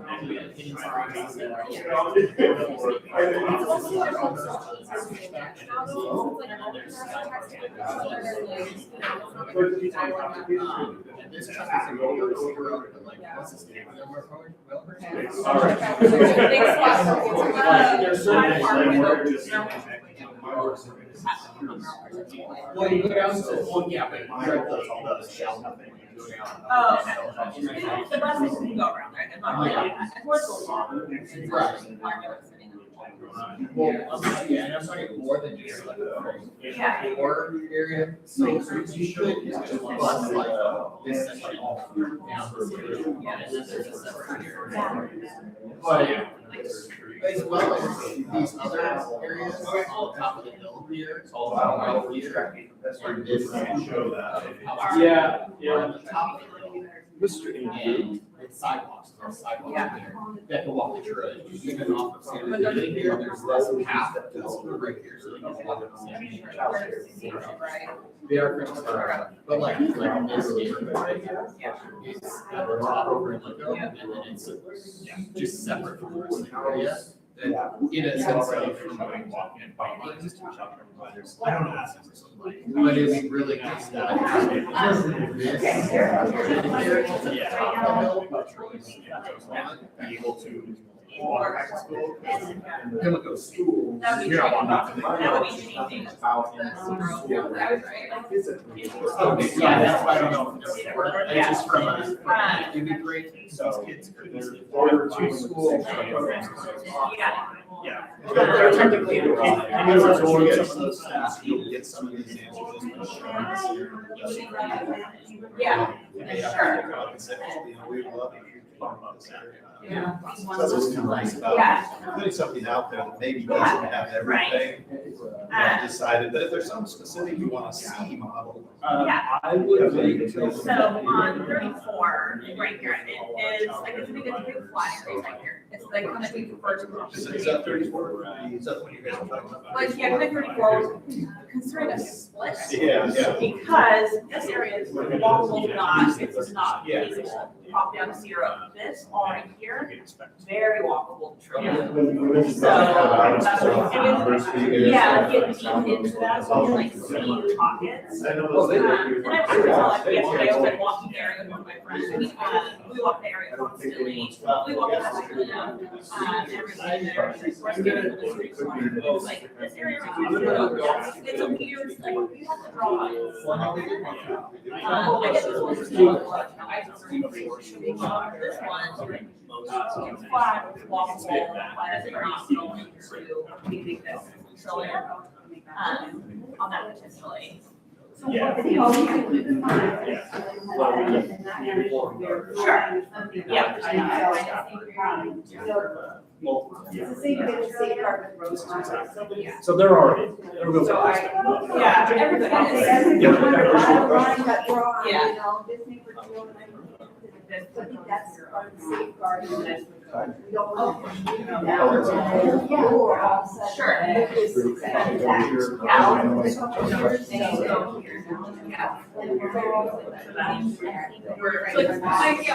Like this whole area right here. This is one of those things where like carriage way goes down, like one side carriage way goes down, one side goes to Trillium right now. Like Sunset Remedy, that by the kind of Trillium and Walker. But then on the other side is like, so yeah. It's 29.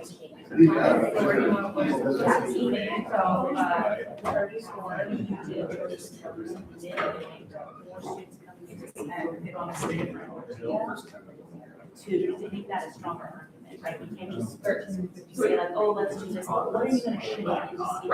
Well, it's like Cedar Oaks already pretty high up on the numbers. Over there. I mean, I would like. And how you Cedar Oak goes down. Yeah. And remembering that. Go down, right? Trillium could go. Let's zoom in on the map to see of that 89 and then breaks down. Which one? there's enough students in 34 that I can show them to us. There's not enough students in G, not show that on the screen. But I can bring it,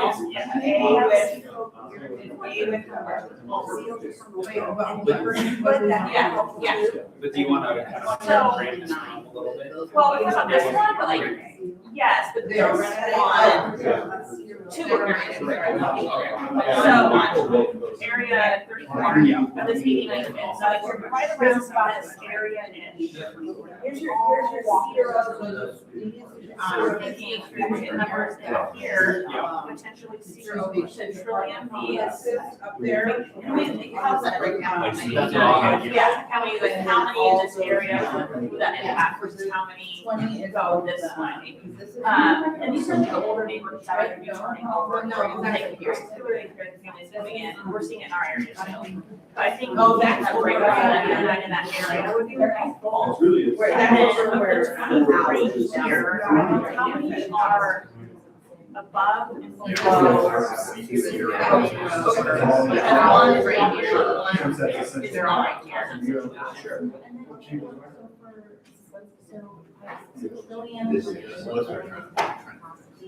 Yeah. So that makes sense.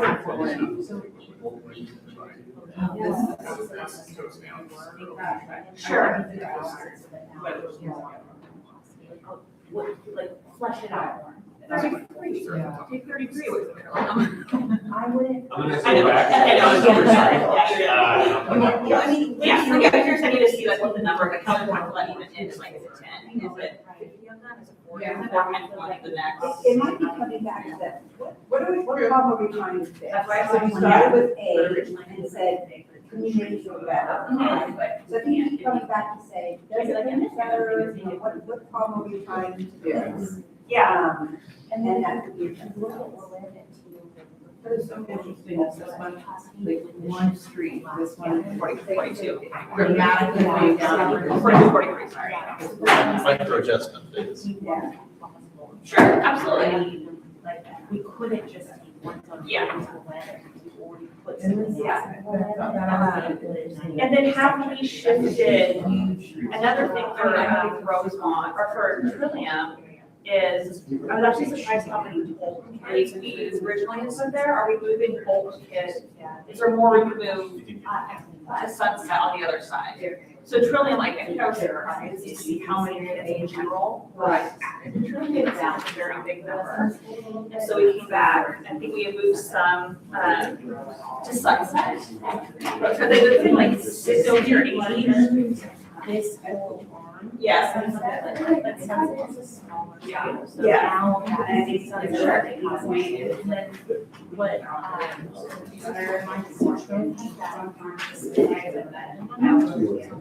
we don't want to. Sure, right. On Trillium, Right. We'll get back and forth. And so the question, like, are we sending too many old kids? Like, is that like, this is a general number that was getting proposed to Trillium was a lot. Area, and I kind of thought. So the idea between is switching this to make the access to well, and then after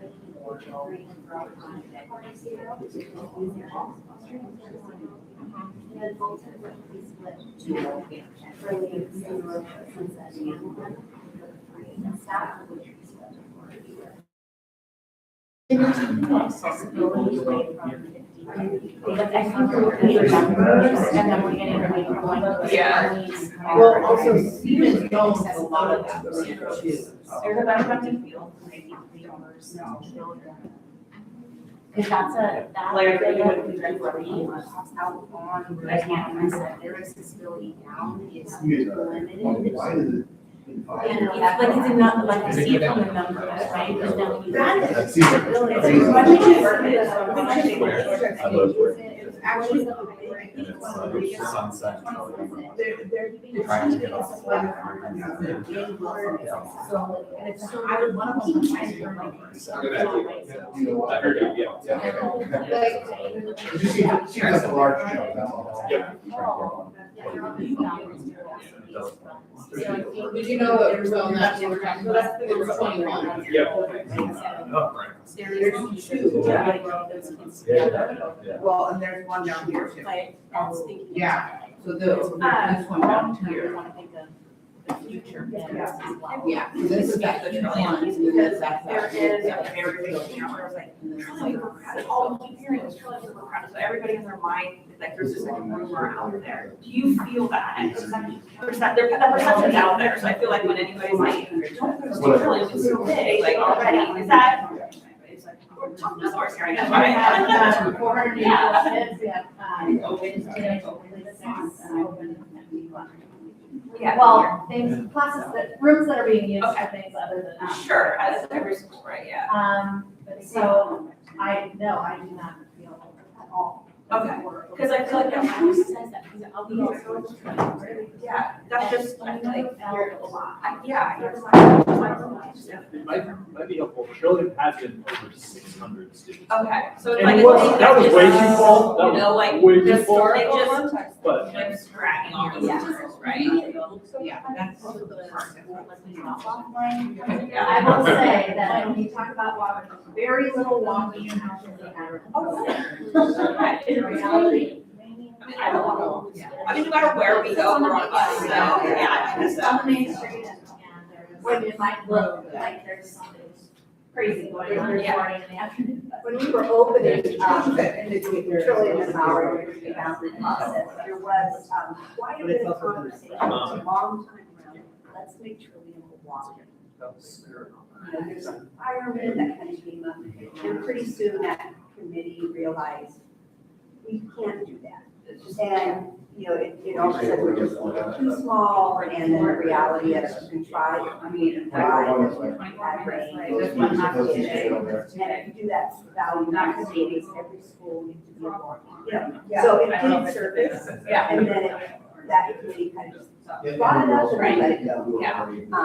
I think even though you might say how much capacity Trillium has, at some point, you Well, have to so, go by what you want but to these get. two neighbors, these others, just because have might been- have more room. Yeah. You always want Because to. they live all the way closer to all the other Some other parents who want to except say, for the ones that played it for. So they equalize as many. try to open, those So, communities are bring the not. political vote down. They're ready. They're back up all together.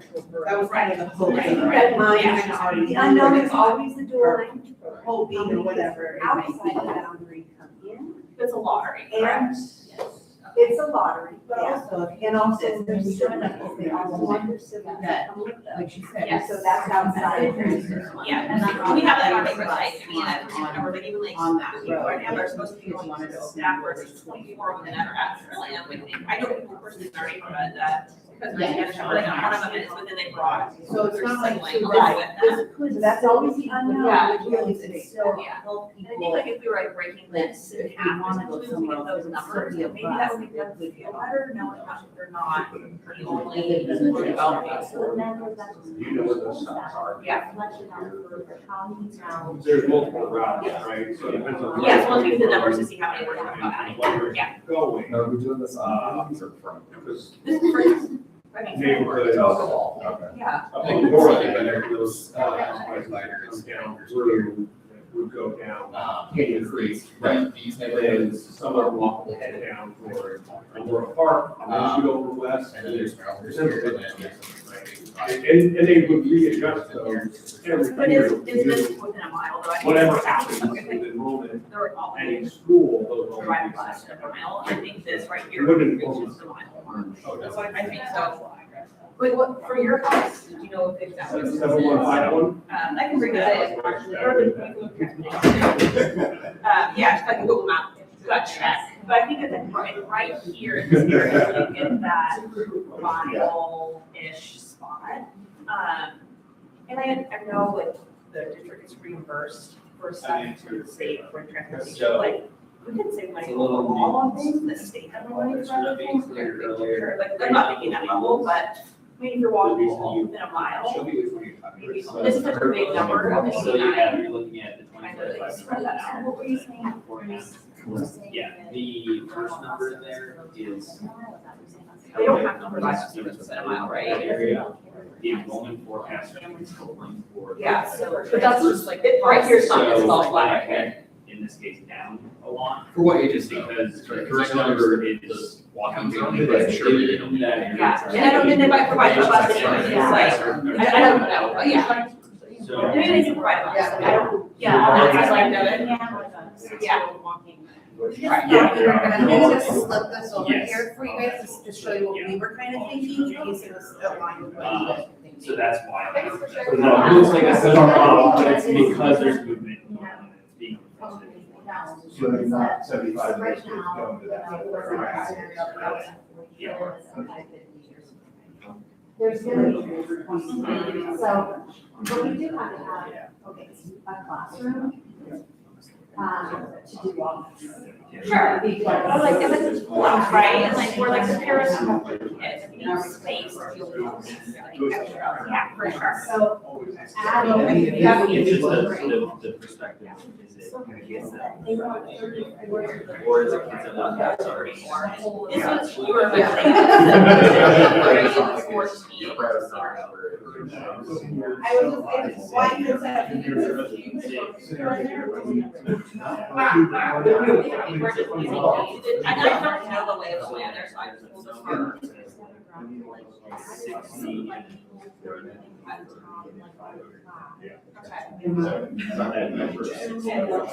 don't know what that, because I live in. Okay. 50 is about half. Okay. So Katie, how do you feel about the capacity number that's listed versus what you were? So what did we decide on? I don't want to see what you say. Well, I can see all the 20 is such a, so they're not. Sure. Okay. The only reason I really love the idea of. Yeah, so you said you have 480s.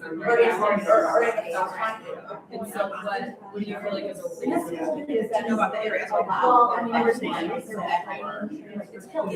Yeah, I mean, Things things are not. I know there's always this drive of like, there's gotta be some detail. Yeah. Number of How much things there. It's not an accident. Okay, so like, we can like, And things like worrying about the fact that Yeah. we're worrying about the language program is there. It's all easy. So we know the 100, whatever number of students that are transferring from outside of Trinity, we're expecting that to be accelerating forward. You know, so really it's, you know, work, I just suggest we don't need to work too far beyond. Because we've had folks doing a lot of time and work to build the numbers so that this group can just really agree. It's already. Yeah, sometimes we do. It's hard for me to I know, because it's also, it's hard,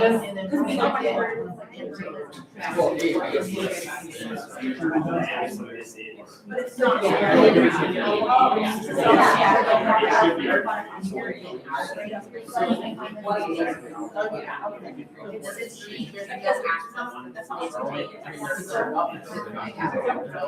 Ever. It's not like. So there's never going to, this neighborhood here is never going to be able to get.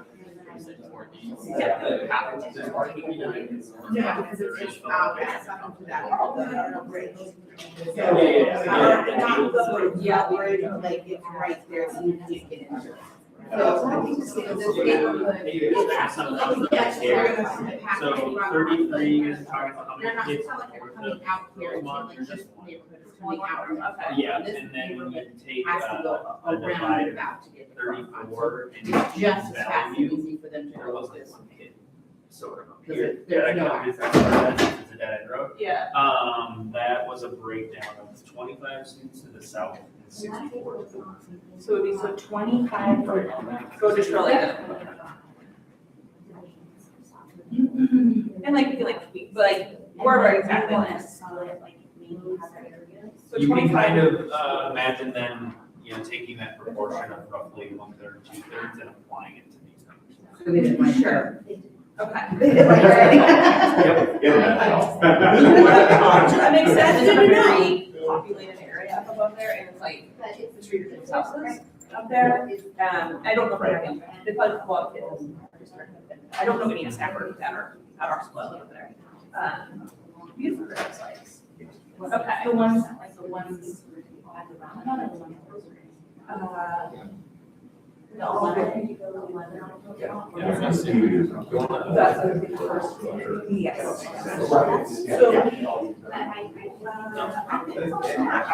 But. Okay.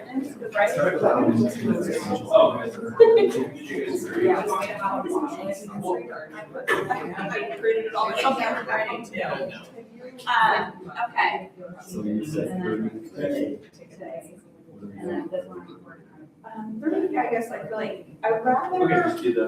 focus on 3 to 4 because I feel like 34, I feel like there's a very clear argument or logic.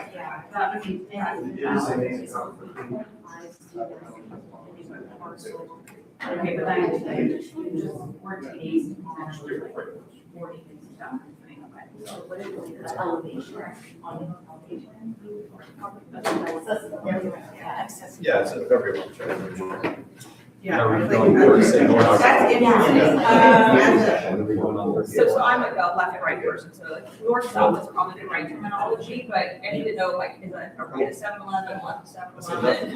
Well, we also have a lot of numbers going on over there. And sometimes we have to look beyond the numbers. Yeah, see what those numbers do. A lot of analytics are over there. Sometimes you have to get on those numbers. Right now, so we'll look into it. So you didn't know yet, so kind of our feeling. And So sometimes what we did you can already- get lost. What are the new numbers?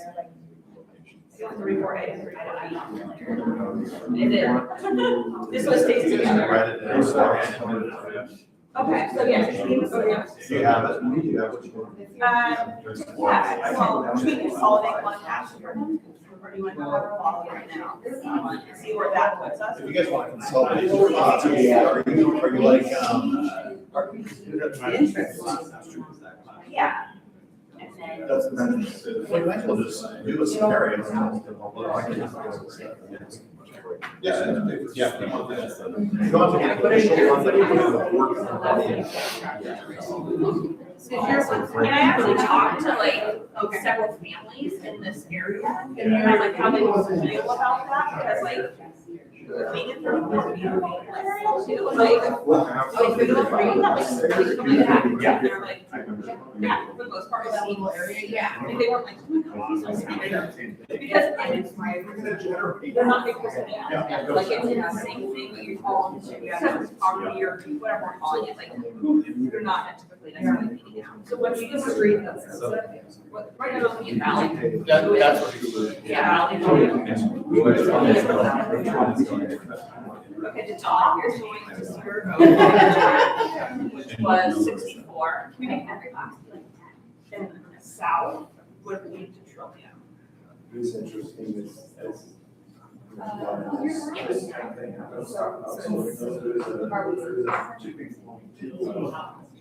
That's the question, right? To have the answers. And then I know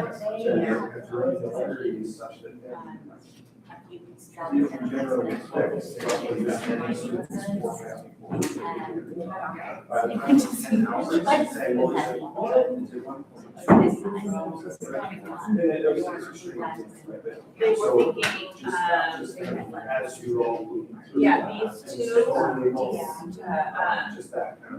Trillium versus two Sunset, is that correct? Someone gets to zero. They're currently Trillium, got it. Okay, guys, let's just pause for a second if I give folks a minute right here. We do have a scenario C that we like to share just so you can see it, and then we're gonna break for lunch. This group has one that they're gonna bring forward too, but they're still working on it, so I'm gonna let Alex just show C. If your group, either Alex, you explain it, or Either Alex can explain it.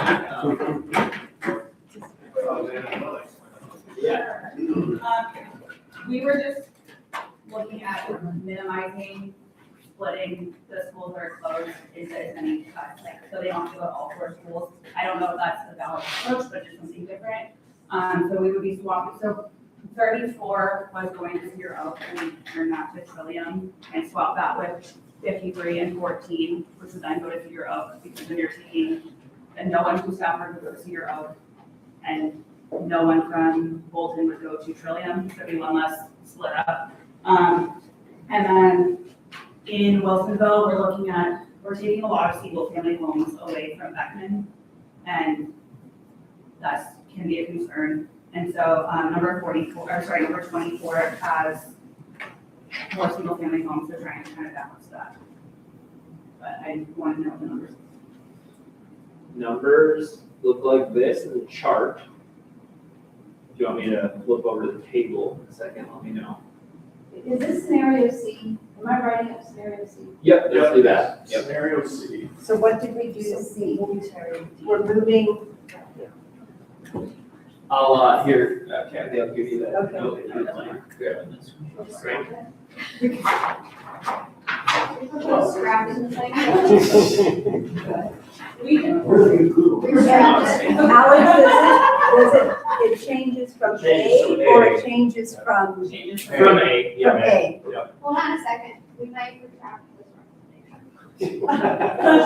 Oh, no, it's in the log now. And, you know, that an exercise is explored, a scenario is explored, and the group says, okay, we did some good thinking and talking, here's reasons why we might not.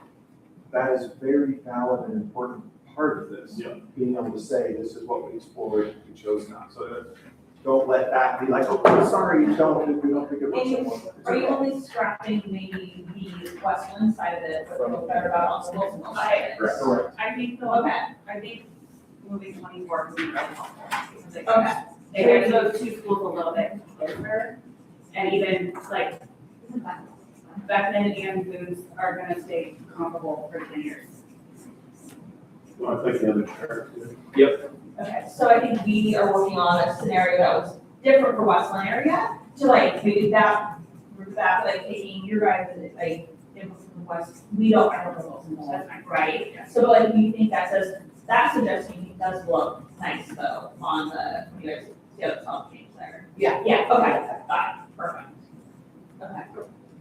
Yeah, so I guess what the keeps are from this suggestion, that's the key. And I don't have, I'm trying to like look at maps. I know, it's figure figure out numbers things on there, how's this? Right, yes, I think moving 24 is a keep on Okay. ours, for sure. And then, we're in question on 20. Number 20, your turn. We're, And just to clarify, move from 24 to Beckman would be outside the working parameters in terms of, you know, we told current families we would change theirs, but you actually haven't gone out. yeah, but yeah, 20, it is outside our working parameters, but Yeah, yeah, I just want to know that, doesn't mean it's impossible, it would be quite an extensive then communication with Bloomsbury, about why we felt compelled to do that. What is it absolutely fixing that needs to be done is do that. right, and we actually feel very strongly about it. And I'm not judging you right now, I just want folks to know, because it will come down to why did the group do that, and I want to just say, if it comes to that, we'll want to put that notation in for next week, right? And I think we're getting close on proposing a scenario as well. So that's C, did I get everything for C? Put it up here, and then Alex is going to run that. You're in agreement? That's what we're looking at. Oh, that's what we're looking at, So, okay. Kathy. I'm 35C feedback on 1453. So quick. And also, yeah, I would just say, do you want to run it the way with 1453, or do you want to take that out? You can, Oh, can you scrap the 1453 move? Yep. Yeah, in scenarios, because I think it would, you'll have more of a. 1453 and the other switch that we made for before. Yeah, undoing the changes in Westland, yeah. Well, so after we got to scenario A/B, it kind of feels like we could make separate decisions for the Wilsonville side and Westland side, right? Kind of feels that way. So like, We we're could talking track scenario it. C, should we just have like fine tune the Wilsonville sites separately from the Westland? Because I don't know, I think otherwise there's too many we're different not scenarios. feeding Westland into, we're not popping things in and out anymore, is kind of what you're saying, right? Because Are they we, moved that northwest. Are we in part. agreement though that like they're staying separate? Because I understand that this is, we're listening to these families and concerns about going from one side and then having to go back. And I totally understand that and validate that. But if we're looking at the whole picture, the schools are lopsided now, numbers wise, and it's gonna be for a short period of time. And it will get closer, but just, like, if we've moved on past that, then there's no reason to keep going back and forth on this thing. like, it's like, we need to put those areas, the 42, Yeah. they either need to go full Wilsonville or full Westland, right? Yeah. One way or the other. Yes. And I do think numbers wise, that's one of the bigger impacts on the map. I don't live in the area, so I can speak to all like the nuances of that stuff, so. I've had a ton of thoughts on this, I've gone back and forth a bunch of times, I've talked to, 25 different neighbors probably about it. And, I think that continuity is the single biggest concern everyone has, which is well discussed. The thing that I keep coming back to about potential, with the springboard scenario, having 42 and 43 routed to Frog Pond, is that it seems like a really good short-term solution, but then as we think about the growth of Wilsonville and the capacity of Frog Pond, it really stops making sense. And if we look at the same trends happening in West Linn, then it really doesn't make sense. And so I think, I don't feel great about how these numbers look in the short term for the West Linn schools, but I do feel like in another 3 to 4 years, it looks quite different. I mean, based on, our best assumption. So one thing that we can do right now is, we could have a little call of consensus on those two areas. And so it sounds like, I'm seeing a lot of head nods, that folks want to keep those together, keep them in West Linn. So the way I like to do consensus is, it's not a vote, it's more of a kind of a will of the group. I like to do this old school thumbs up as I champion that idea, thumb sideways as I can live with it, thumbs down means I don't like it. Just because you don't like it, but collective will of the group, maybe they can live with it or they champion it. So let's just call kind of a quick consensus on that. How many folks want to keep those two areas, 42, 43, in, it sounds like West Linn and then Dumont, so thumbs up, sideways, or down to that question. Okay, so we're all up or sideways, so that's where we'll continue for the rest of building this consensus scenario.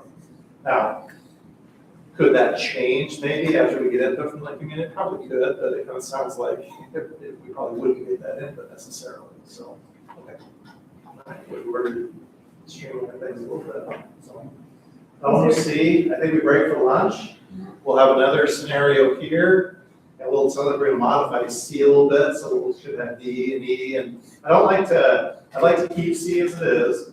If we want to make some changes to it, and D, it already sounds like you guys have some things you might want to adjust. Let's just make that a different scenario, okay? So if you get in before these guys do, that'll be D. If you guys get in before them, this will be D, okay? And then did we go through and kind of share what we liked about C and what? We haven't yet. I think we'll do that once we get a couple more, yeah. We'll do a couple more and we'll pull that. Okay, same spot upstairs where you had pizza, there's now sandwiches and salads, restrooms, drinks. Where would you like to sit for lunch, you go outside? Do you have a big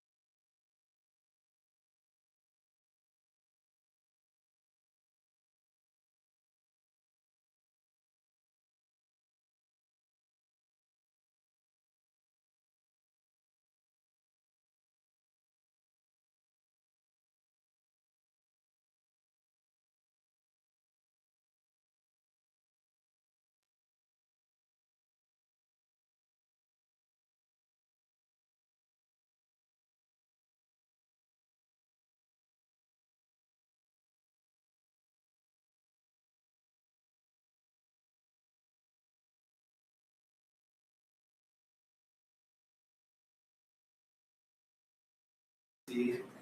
So we'll probably take a look at that. I was gonna talk about these numbers, I think I'm on the table, on the maps. On your maps, yeah. I have one clarification, and I know a couple, both tables got to it, Henry, you're adding up numbers and you got to it, so. There's one clarification here, so.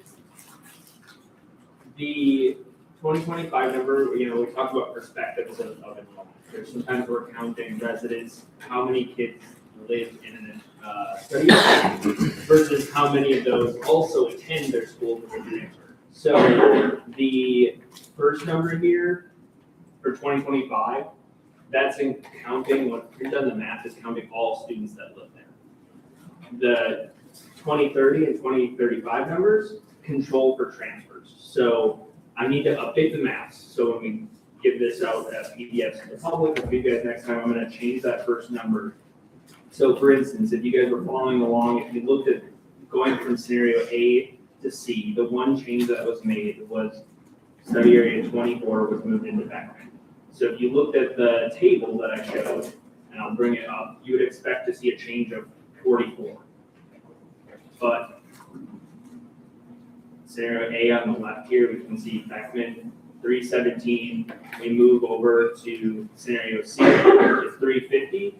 That's not 44, that's 33, because some of that 44, they attended other schools.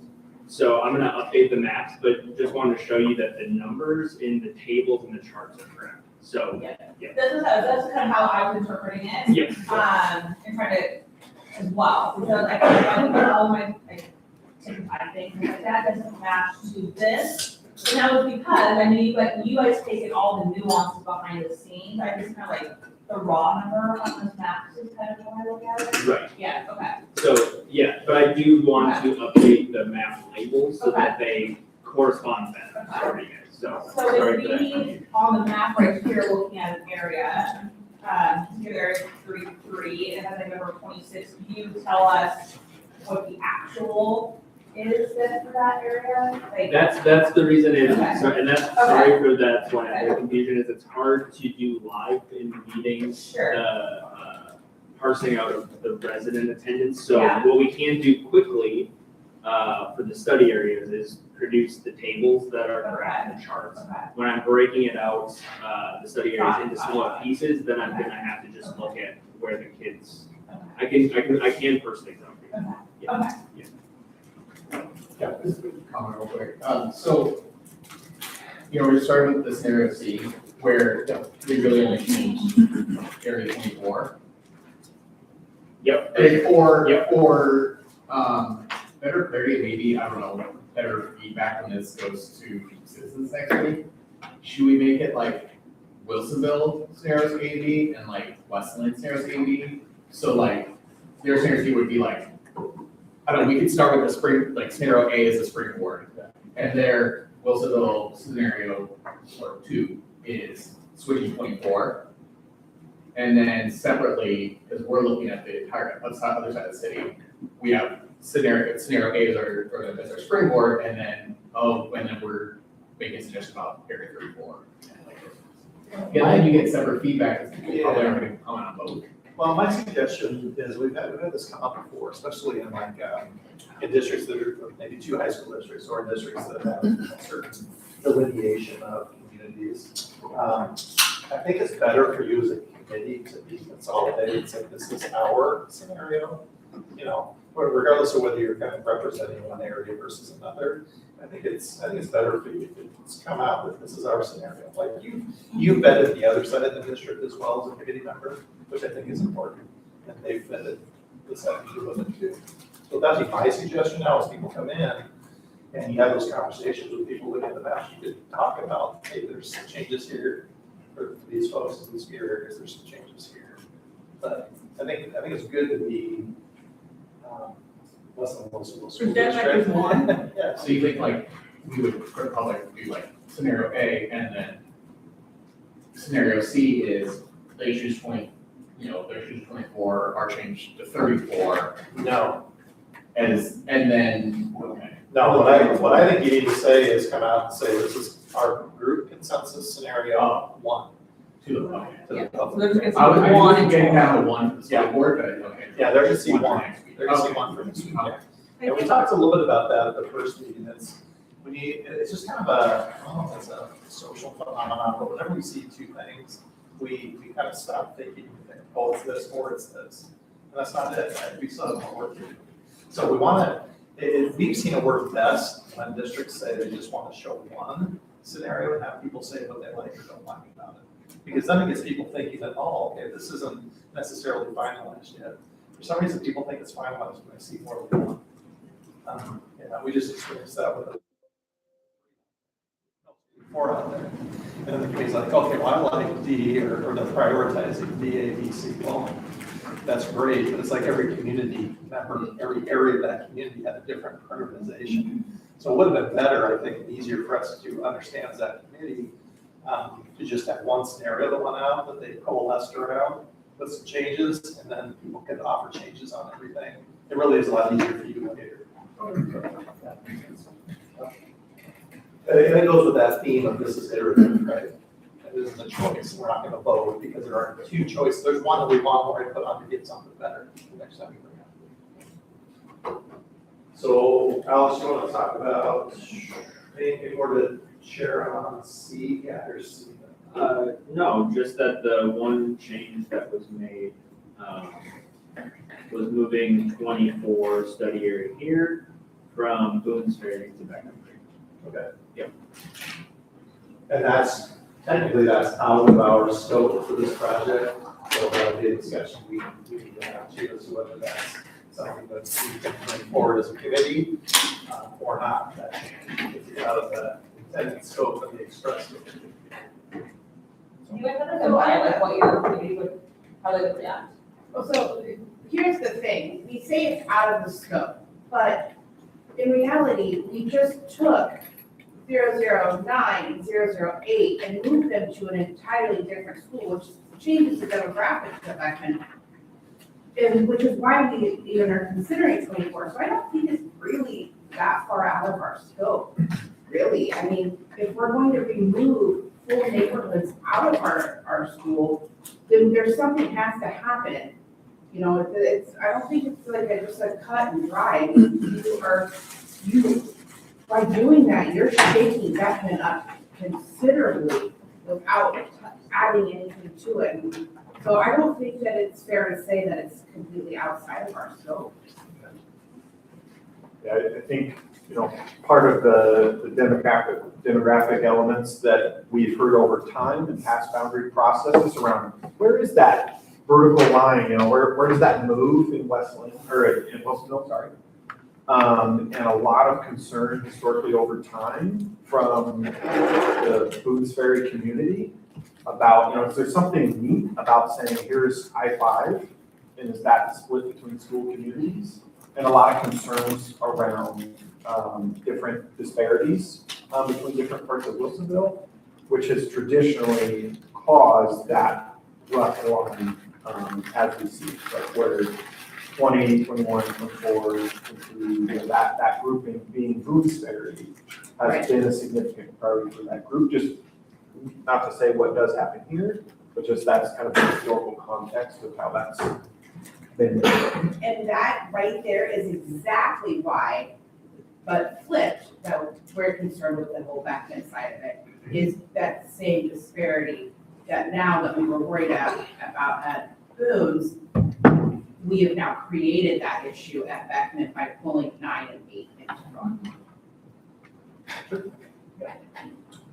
Let's get to the stats, and then let's have a conversation around what this does, what people's thoughts on what this scenario does that's an improvement upon scenario A.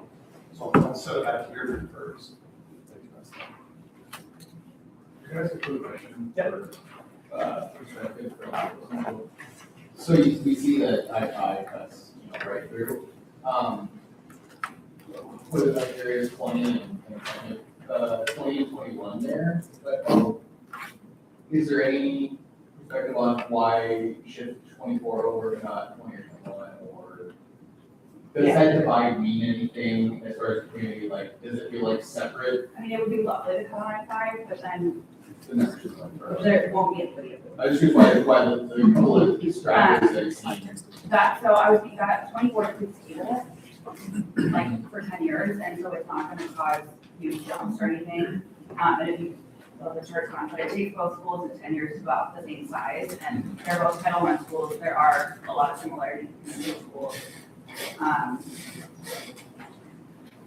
Like 21 is hard because it's huge now and it's shrinking, and I'm not sure. So, well, I was so just curious why. with 24, the reason we started looking at 24 is that we have taken out single dwelling home, a lot of single dwelling neighborhoods out of the Beckman district line, and we wanted to add that in. So what we went and did, we looked at cutting 24 in half and bringing those neighborhoods that have more single dwelling homes into the Beckman boundary line. But when we ran when the numbers got run, we would cut down, like, we see Vallejo, Wimbledon, Quartzsite, those are all single family, it's a single family neighborhood with the exception of that apartment complex at the top of Vallejo's.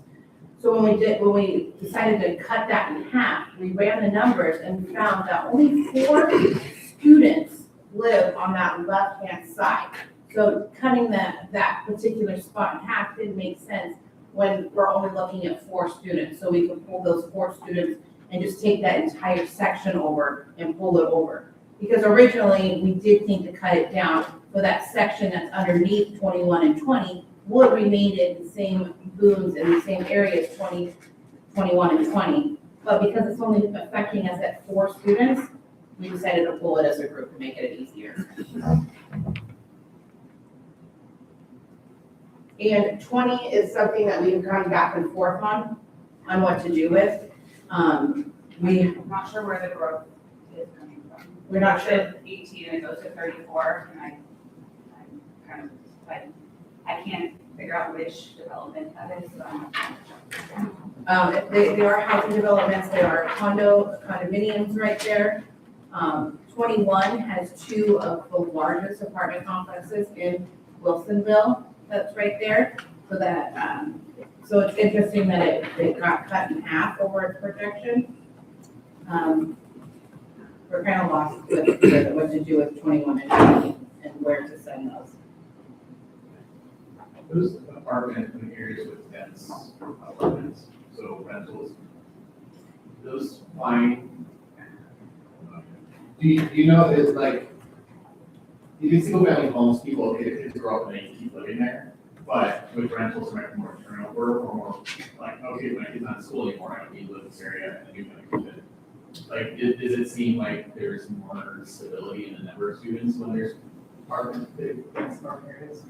Probably, I mean, there probably is some stability. You can talk more about the SGRs. I would say overall though, it's like, I think people always think that, oh, there's more kids in apartments because they're more affordable. They really aren't. Usually in every study review, there's more students generated in single family than are multi-family. If I've understood the many conversations where I poked at Alex about this notion is really thinking about it statistically, that, you know, multifamily traditionally, the per unit, there's a lower student generation rate. So it might be 1 student for every 5 apartments versus maybe 1 student for every 0.4 homes, something like that, right? But when you look at the grouping, it's going to be consistent. Now, whether the families are moving in or out or not, that, you know, those statistics have held over time. And so you can just rely on, you know, that statistical variance, and whether it's the individual student or not, that is broadly true. If that makes sense. But to the point made, I mean, there's validity to that. Age of housing matters. Single family homes, people move in, typically have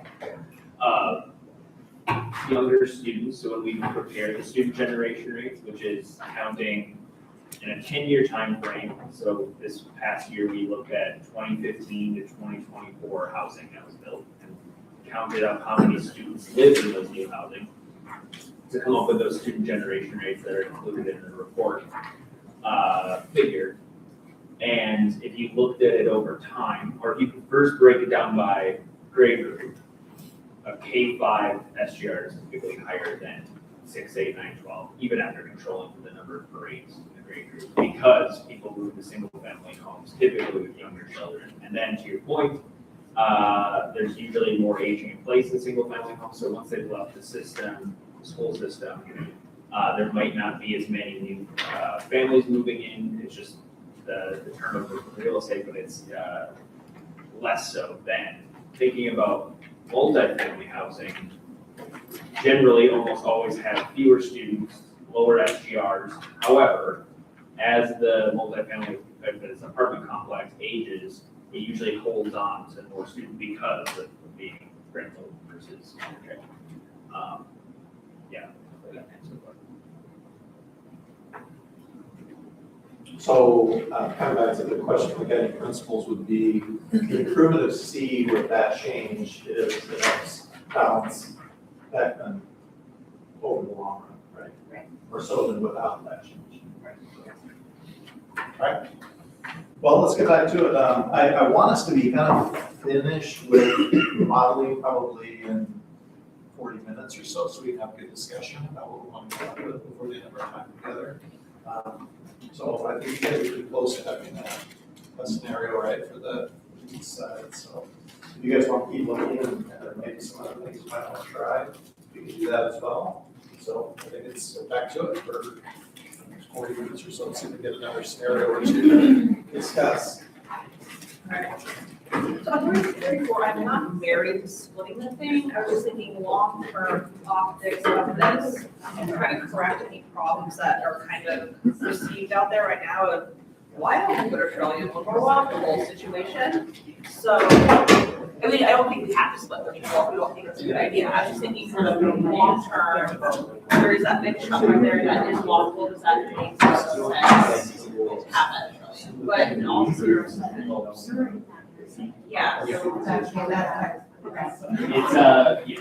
Well, I think, I was just looking at the discussions here, I think, I have a scenario where it's take those two roles that, so, like, I kind of want to be some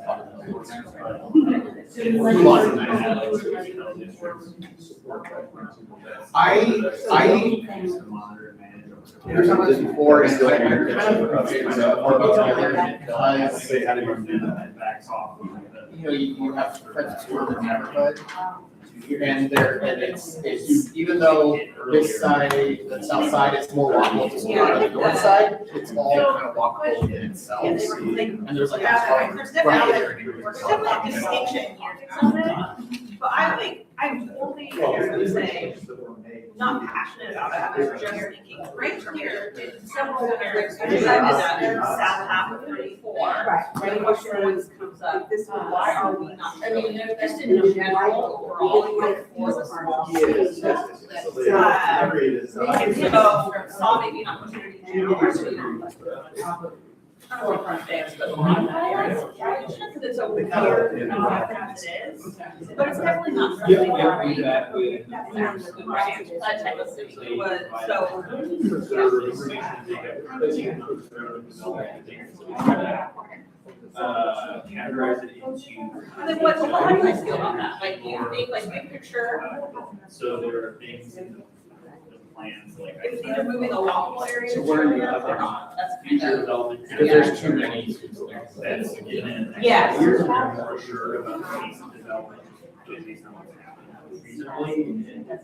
recently in the last couple of years. Sure, I think that's part, right, because like there's not any clear spots Unsure of, they know to that move. based on. It's probably be something developed or have to see it. When it was super full out because of Knoxville, 48. Well, that's very close. Yeah, so, my thought on 34 was just like, I know we're all up together and definitely not the whole area, because it's really like, that's not needed. But if potential to split just to kind of fix kind of a. That's why we're still. Oh, it's just you're doing that area, why are we not?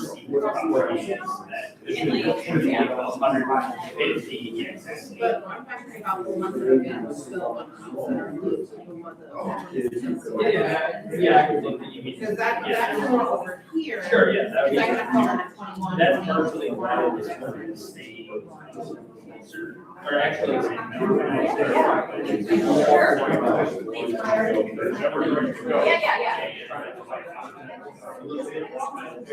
Yeah. Yes.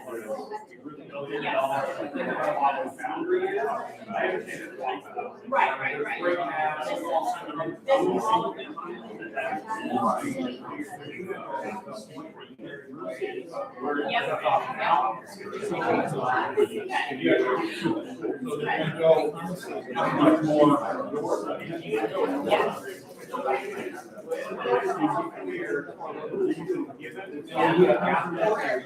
We don't want to say.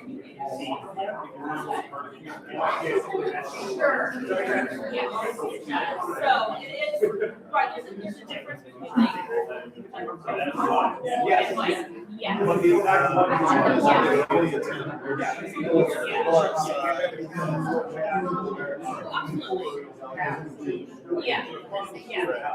Yeah, okay.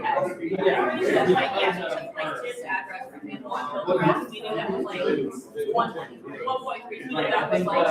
You're on it, I just want to. No, that's enough, because like, like, if you listen to 1 mile in the morning, I would have that as response in the morning. The first thing, if the boundary is pushed all the way 2 miles, so 500, everybody else.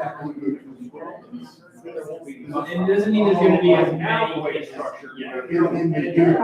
Yes. Yeah. The goal is. So there's only 3 ways. There's 2 Oh, bus routes yeah. right now. It just might not be enough. Here, one middle school bus. Consolidate at that point. If you want to pass out, you want an area, Right. you would not have a bus anywhere near. Yeah, it's one area here.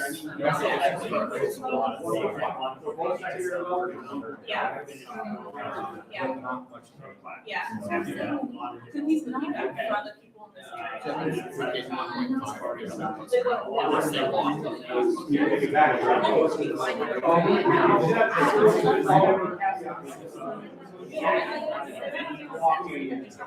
So, right.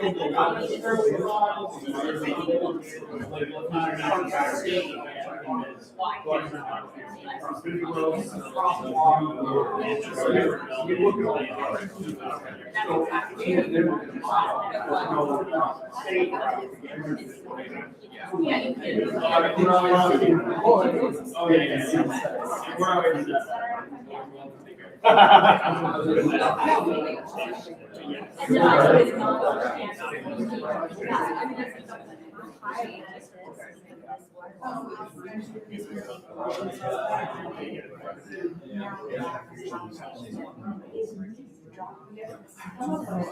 Because I'm fine with having one before as it is to.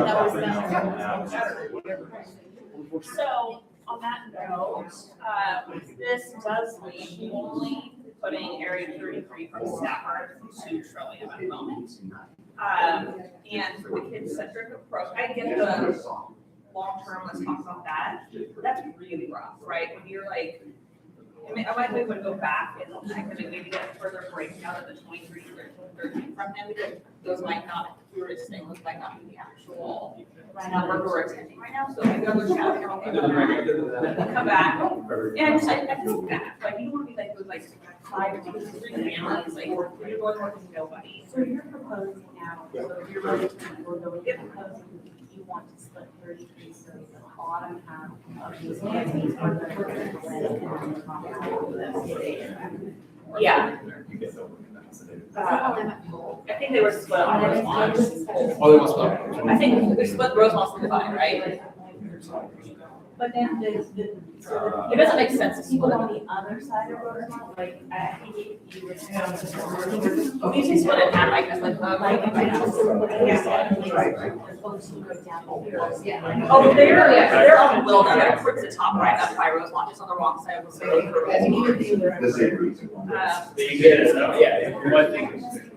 They are, so here's Rosemont right here, so maybe it's good. And there's one above here, everything below Rosemont was a number earlier. So they're on, south side of Rosemont, like Rosemont would be the divide, I guess, for it. It doesn't make sense to probably split halfway. I don't know. There's still some pieces here.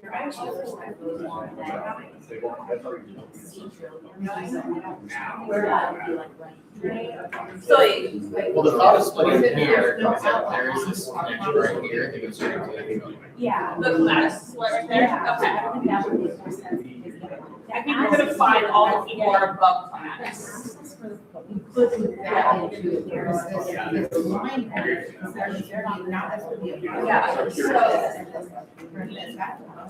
So like, if we split halfway at Clematis, all the population above that, be like, I don't know, Clematis, there's just one, that is where the population of staff and students are. Right there. It's not so much this, this is very open and, like, craziness. I just feel bad for sending 3 families, 3 or 4 families to, and then nobody else is. But that's just in their, yeah, just with brainstorming. So or split it? Split that, I was not, I thought I had a different split one. Actually, I think we're talking, let me see what the true numbers are right here. Like, we're talking like. Sure. Where users want to report is split, so. Yeah, right, for sure. So these people right now, they pop out Rosemont for the most part, or they will go down, like Sweet Briar that way, come out this way, so they go out either way. Okay, so No one of them. the top of Rosemont, Yeah, yeah. these two, so you're just talking about like the people that are right here. Rosemont below. Yes, yeah, so yeah, Rosemont would be like the top of Rosemont, and the bottom, because the top of Rosemont also has like a side house here, the bottom of Rosemont does not. Through these neighborhoods. But, yeah, once did play about that, right? I think it's, check out what these numbers are, just so we know about more. Yeah. Yes, exactly, that's why I want to see, like, there's a lot of, and trillions really full, like, what's these true numbers? Okay. So, these two are not going to change the second. Okay. I can go check on 23 where you want. Rosemont. Well, half It's those just kids one are more. already. So these are actually 23 students. Yeah, so I'm like, there's only one north, right? But right now, this number is. Okay. One doesn't change. Right, yeah. You can have it. Yes. And then, so. We'll take 2 and might consider. We might consider. Yeah. If they all. Alex, when you have a second, can I ask you a question? Yes, I'll be right back. So it's, yeah. Well, they want to see what our separate baby, right? Yeah, but I thought the same thing, but Chris had a great, he totally changed my mind on my effectiveness. And it was that, you look at Uh, so rather they said open up it here, at a it's lower number, not, rather than get too high. it's not far down, like it's, the school is kind of, like it's so far away, but they, I think I like the number right there about how long the drive is either way, it's not like a minute or 2 difference between those. 15. I mean, I'm gonna go. So there's 15 staff kids, I'm gonna say, you have to go to Australia, and nobody is going. This is the answer to that, right? For today, what, 13? Yeah. Oh, so because of the main staff for road closure, those roads get traveled, like, and it's back up now. So we went down, and I wouldn't use those everything, I agree, there's scary, right? Like wisteria, I find more this, like, yeah.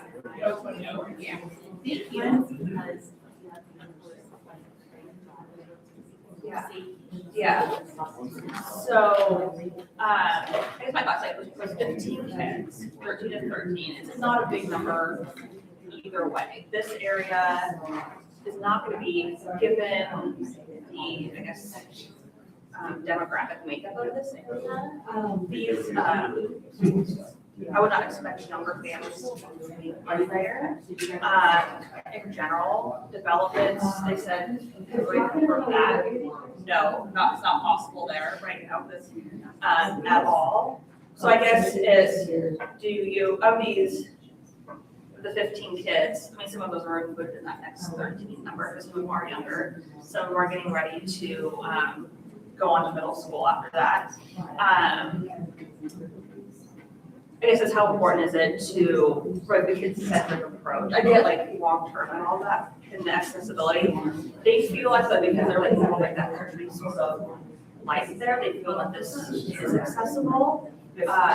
And then, so, yep. I lived on my parents' home, Yeah. So that we. Okay. I just want to make sure that we.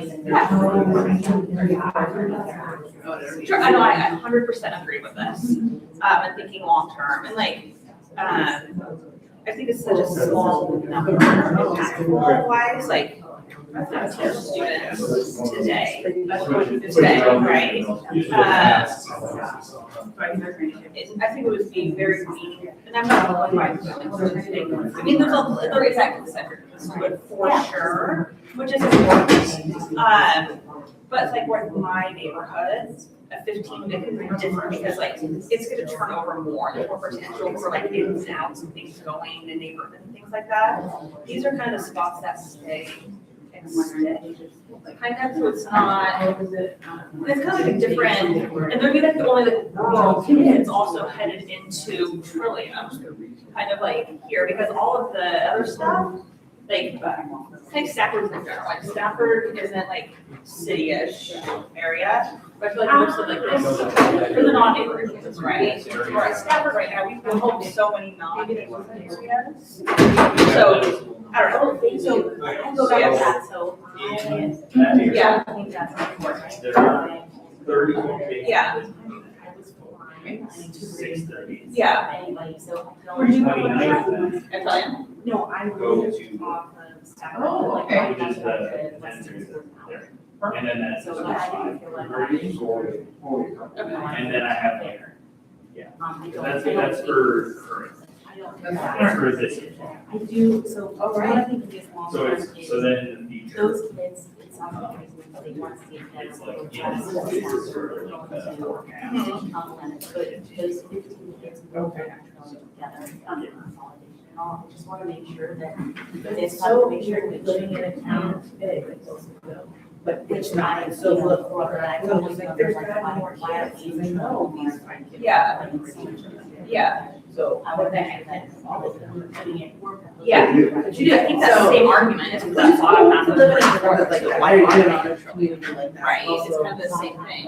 If we decide to split 30, like, why aren't those? It kind of mirrors. So same argument. So, and I think that's what you were saying, that you let it go, is because you decided that. Yeah, I don't know. I'm interested. Why- No. why aren't you over there?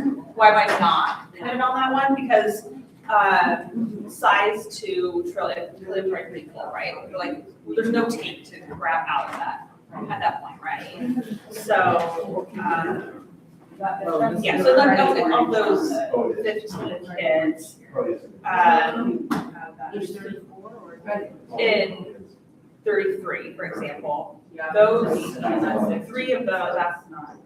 For 2026, that number is lower actually, because I know, well, no, they were only in 3. So they're automatically going to like be out. It's just like, it's literally like one first grader number is going to Trillium by. But that does Like, there's not like multiple kids and things, like, that's, like, it doesn't fit, so like, yeah. Then what makes sense? I mean, Sure. I think we're looking, I mean, do next year. Yeah. And it's like, and I understand. Yeah. Right, yes, we're all concerned about our. Thing that I do know is that. Yeah.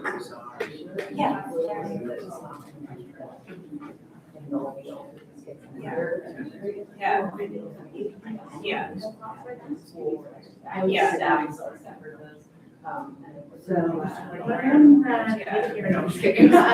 Yeah, so like these kids right here, the 15, like, these are gonna be the same families, not maybe in 10 years, because their kids would have cycled out, but in 5 years, like, there's still like that, it's just still those same families in that number.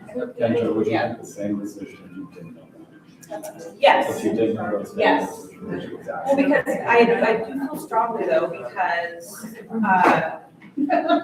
I just feel bad, like, we were only sending all the other schools get If you this. didn't know that, you still. That's one of the things to know where we're sending those schools, right? Like, it's not, it feels like very disproportionate, concentric to be like, telling all these kids, and except that, just you, like, you know, 3 or 4 families, however many 5 families are there, everybody else gets to know the people and who do not. But Like, you know, we're making boundaries based on the teacher, and that one Yeah. student who requests a transfer. And they probably have to. Well, then they don't have criteria, they look at for transfer. But it's I mean, there's no way for us to know. But then always see their peer levels, right? Yeah. Maybe a handful of kids. Yeah, I mean, you think we have 15 kids total who moved over there in a population of 500, like. So you, I just want to get back to this, are you, is I guess- this, is this because you want to all the kids on Stafford to stay together? Or is it- I think that's part of it, yes. I feel like it needs to be thinking short term, and I don't see that the long term is a negative impact. So I guess, like, in 10 years from now, do you think that's a huge mistake that we put this area to Willamette? I guess we might. Then again, like, do if I were moving in, we Yeah. do, but yeah, I mean, that's, I mean. And these are like, but like, you think, look, I mean, it's not like Bowery, I mean, it's prime area. But there's definitely. They got, they Yeah, can. you can put a snow globe over the top.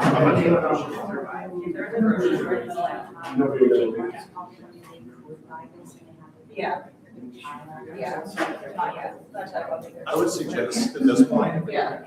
okay, if you have something you want to try, let's throw it up there. I mean, it doesn't mean We know what that's that's doing. something, no, Yeah. it doesn't mean it's something whole group would agree on, but I'd say we need to see, so we just see what happens. It's only one student, I guess.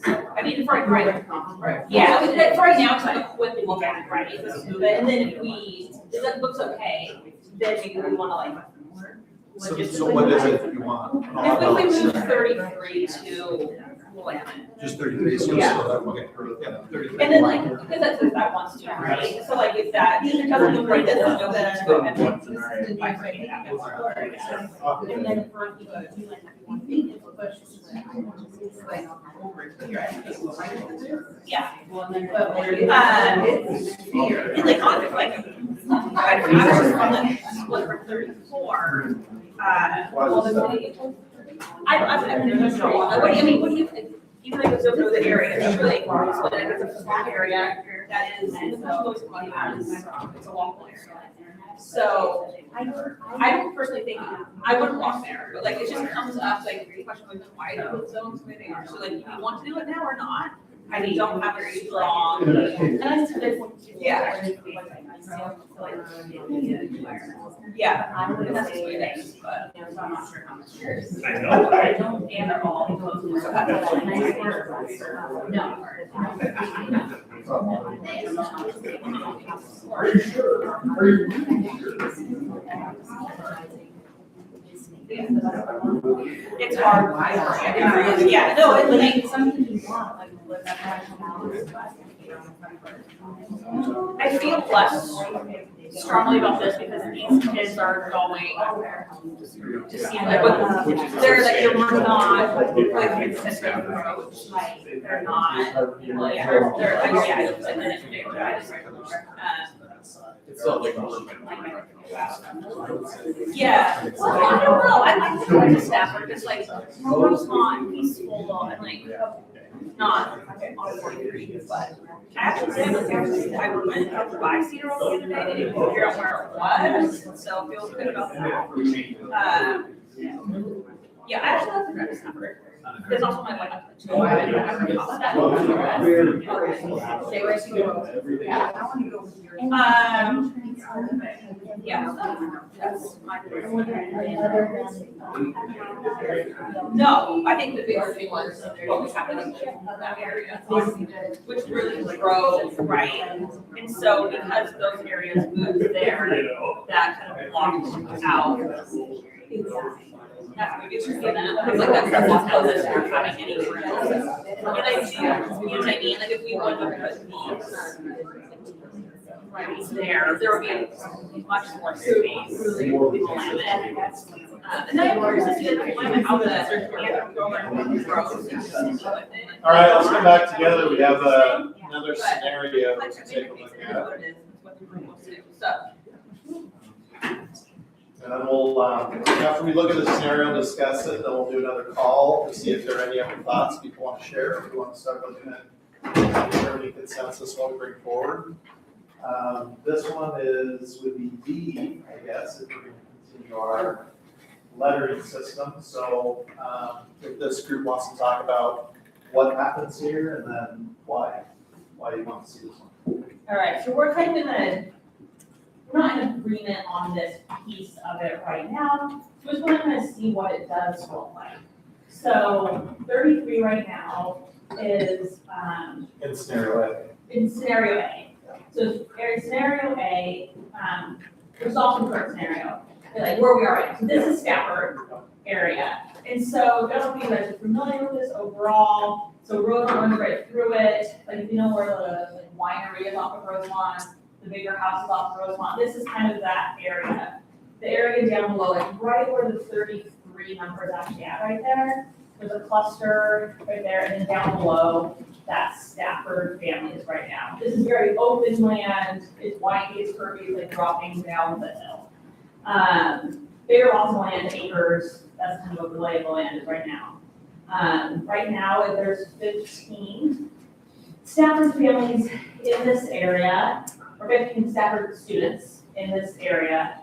They are the only Stafford kids that are being sent to Trillia, which doesn't feel really good for a kid-centered approach for this. And I know we need to look short-term and long-term as well. So right now it's 15, and then I think the two other numbers broken out are 13 and 13. So it's an expensive area to move into. There's a lot of bigger houses. There's like everyone, but because acres council it tends to be a bigger area. There's no development set in this area. So making this area 33, maybe just below Rosemont. There's only one person on the other side of Rosemont, I guess. There's no sidewalks on this side of Rosemont either, so this will become like a walkable school by any means to Trillium. So my proposal argument is moving these kids down to Willamette actually. And it might seem like looking at this from a kind of a outside perspective, like, wow, that seems really far. It's like an 8-minute drive down there. And it's small numbers, and it would have a huge impact on those families that are currently there, not being the only ones going to Trillium. And the future, I don't see it being like we really messed this up on rezoning it, because the growth like is going to be happening in this area. It's not like all of a sudden we're putting a massive housing thing there. There's 13 kids going forward. These people that bought this land, this property, but it's not a higher turnover area, typically like you see in some of the other neighborhoods. And talking with those families there, they really want to go. Those are going to be the same families that kind of are going to be there for a while. What's the projection number on that area for 13? Let's jump. It stays here. Yeah, so the top number for the 23 right there, actually, so we're switching it down, we're probably just dropping it to a Willamette, which does put it up higher, we're taking it out of Trillium, those kids. So it's 13 kids total. This next year looks rough, but then it drops it significantly down after that. And I know, like, I am a logical numbers person all the way. It just feels really bad that these are the families that are gonna be living in this area for like a pretty good chunk of time, and they're the only ones that are going to a different school than everybody else. And so I don't see it being massively impactful because they're on these charts. That's why I proposed it, but I couldn't like, I said my piece and my argument on it, and it's up to like the group, obviously, to assess. Alice, how many kids are you projecting, like how big is the training immersion program projection adding to it? That's a wild card, like, and probably people that come out of that, is that be right? I'm just curious, like what the number that's being carried forward is. Yeah, I can speak to the modeling of moving the students from Bolton to Willamette, behind the scenes, let me double check my numbers, but it's roughly 35 right now, or transferring into Bolton for transfer. And we expect that to. Move over to, and then we don't forecast the dual language program. Usually those are more stable because of the desirability of them, and the district might have a comment on it, like there's gonna be added or less capacity, but it's usually roughly like where it's at now. We'll continue. There could be a staffing component, so that you might have a certain number of kids more to add staff to the program. Sure. Yes, it's a consideration too, when you have kids that are joining that program, your current goal, right, and give it siblings to attend. So that, and yeah, I feel really bad with this one tiny piece of it. I don't think it's impactful, it's not a big number. It's just, I don't think it has a big impact going forward, so it's on the numbers, it feels really bad that only one little family or a little set has to go over there for right now, and then these are going to be the families that are living there for a while. I mean, I do think no matter what, they're going to at Willamette anyways potentially, because I think they'll like to get a transfer request. But then that means they have to, I know that they'll give us right if you have a transfer request, so. And that's actually really less, at that point, I think it's really just like 1 to 2 families that are going to join Trillium because they need the bus. So I know this is a very nuanced micro situation here. Even though it's a large area. Even though it's a large area, it looks huge on the map, but it's not, so. So it's more around community, and it sounds like you're talking more around neighborhood, community, accessibility perhaps. Yeah. As the reason, as you see it as an improvement. Yeah, I don't see it being a detriment to the future of the district either. I don't see it as being harmful in like projections going forward. Yep. Is this an area that isn't gonna be developed at all for the next 10 years? Like, was there a So, vote that was done? Where would we? Remote. Remote I will here. say correct. on that Correct, so because- it's part of the Stafford, like, Hamlet? yes. Yeah, if it's, what section are you talking about? 33. It's part of. We're in the triangle. If that's in the triangle, then it's got a ways. And like within, like it's, yeah. So I think it would, I don't think, I get, like, it's not about like picking and choosing and, I know these people, like, they're not my best friends or anything like that, but like, talking to them and like, they, and getting their feedback on it, and I get that, and I feel that from their perspective, and I've thought logistically we can make a big impact, to the future on the district in the next 10 years, I wouldn't suggest this, so. Question. I think one of the things to remember is we have next week, and whether people feel comfortable telling you to your face how they feel about it, idea, encourage them to fill out the survey. Hey, react to this. We're just a couple people trying to represent a lot of people. Yeah. We have an idea about something, but you really need to know how you feel about it. I've talked to 4 of the families that live there, because it's really so small, right? It's 15 kids currently, and one that are family 3, family 2. Yeah, so it's a good chunk of that. But yeah, at the suggestions, yeah.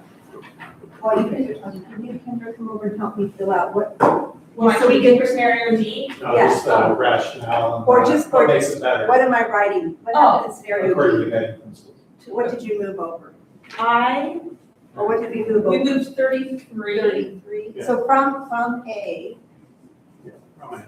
from A, the difference between D and A is that 33 Yes. moved over to, Willamette. okay. Is that the only change? Yes. And we were open to like maybe using like Rosemont, or I would like using Rosemont as the border, like above Rosemont, because that could be a trillium below Rosemont, but there's only one student above. Like approximate numbers here for like stuff. So by going through the framework, child-centered focus, I think this is absolutely child-centered focus by moving this scenario. 10-year enrollment boundary stability, I do think it meets that mark. As far as the demographic balance, these families that live in this area do have, I don't think it makes a huge impact. I think, in a higher end area, I think that Trillium and Willamette both already have that in there type of thing. I don't think it's creating an imbalance, again, because it's 15 people. Accessibility to the neighborhood school is just a drop down. I think they said it's like an 8-minute drive. Length of time on the bus, that's gonna be their same ride to 80 basically, as it is to Willamette once they get there. So I think the bus situation, it's not long. It's not like we're trekking far across the thing. And then I don't think staffing programs, I don't think comment on that part of it. I just wanted to track. Yep. Did we make any changes to Wilsonville in scenario D? Does it still look like, Alex, does it still look like everything else here, all of A, except that change? Correct. Okay, so all A, only this 9. You didn't do the 24, right? Nope. In D, okay.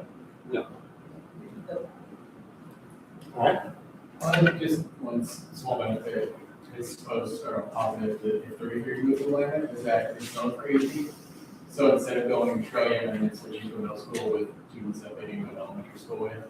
That's actually been worse, right? Because it is, because that way they will be going back to, they're staying with that, because not, they're going to like all Rosemont. Yeah, so it keeps their existing feeder middle school. Yeah. That's another positive.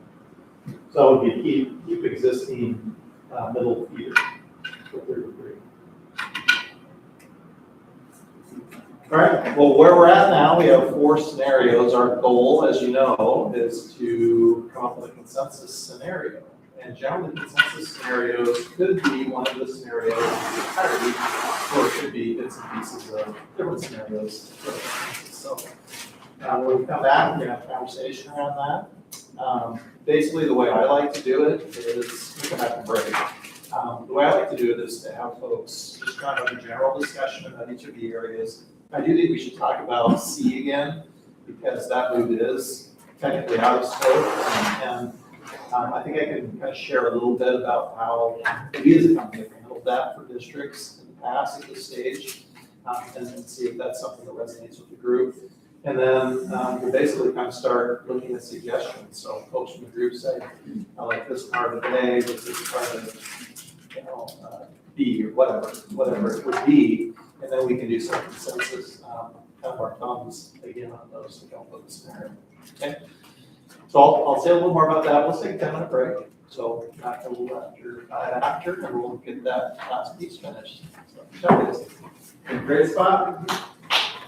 Can't I will be my, what was the positive and negative?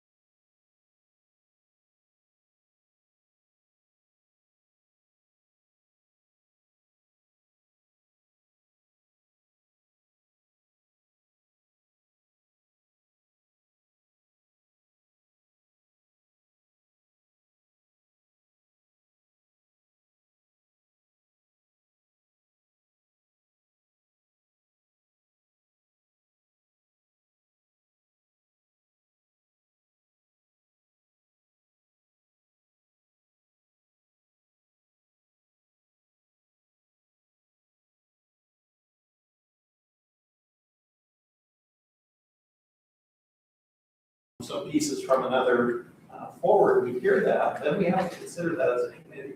But I don't think, just on the outset, based on what our charge is, we should be putting it out to the community at this point, just because it's not in charge, right?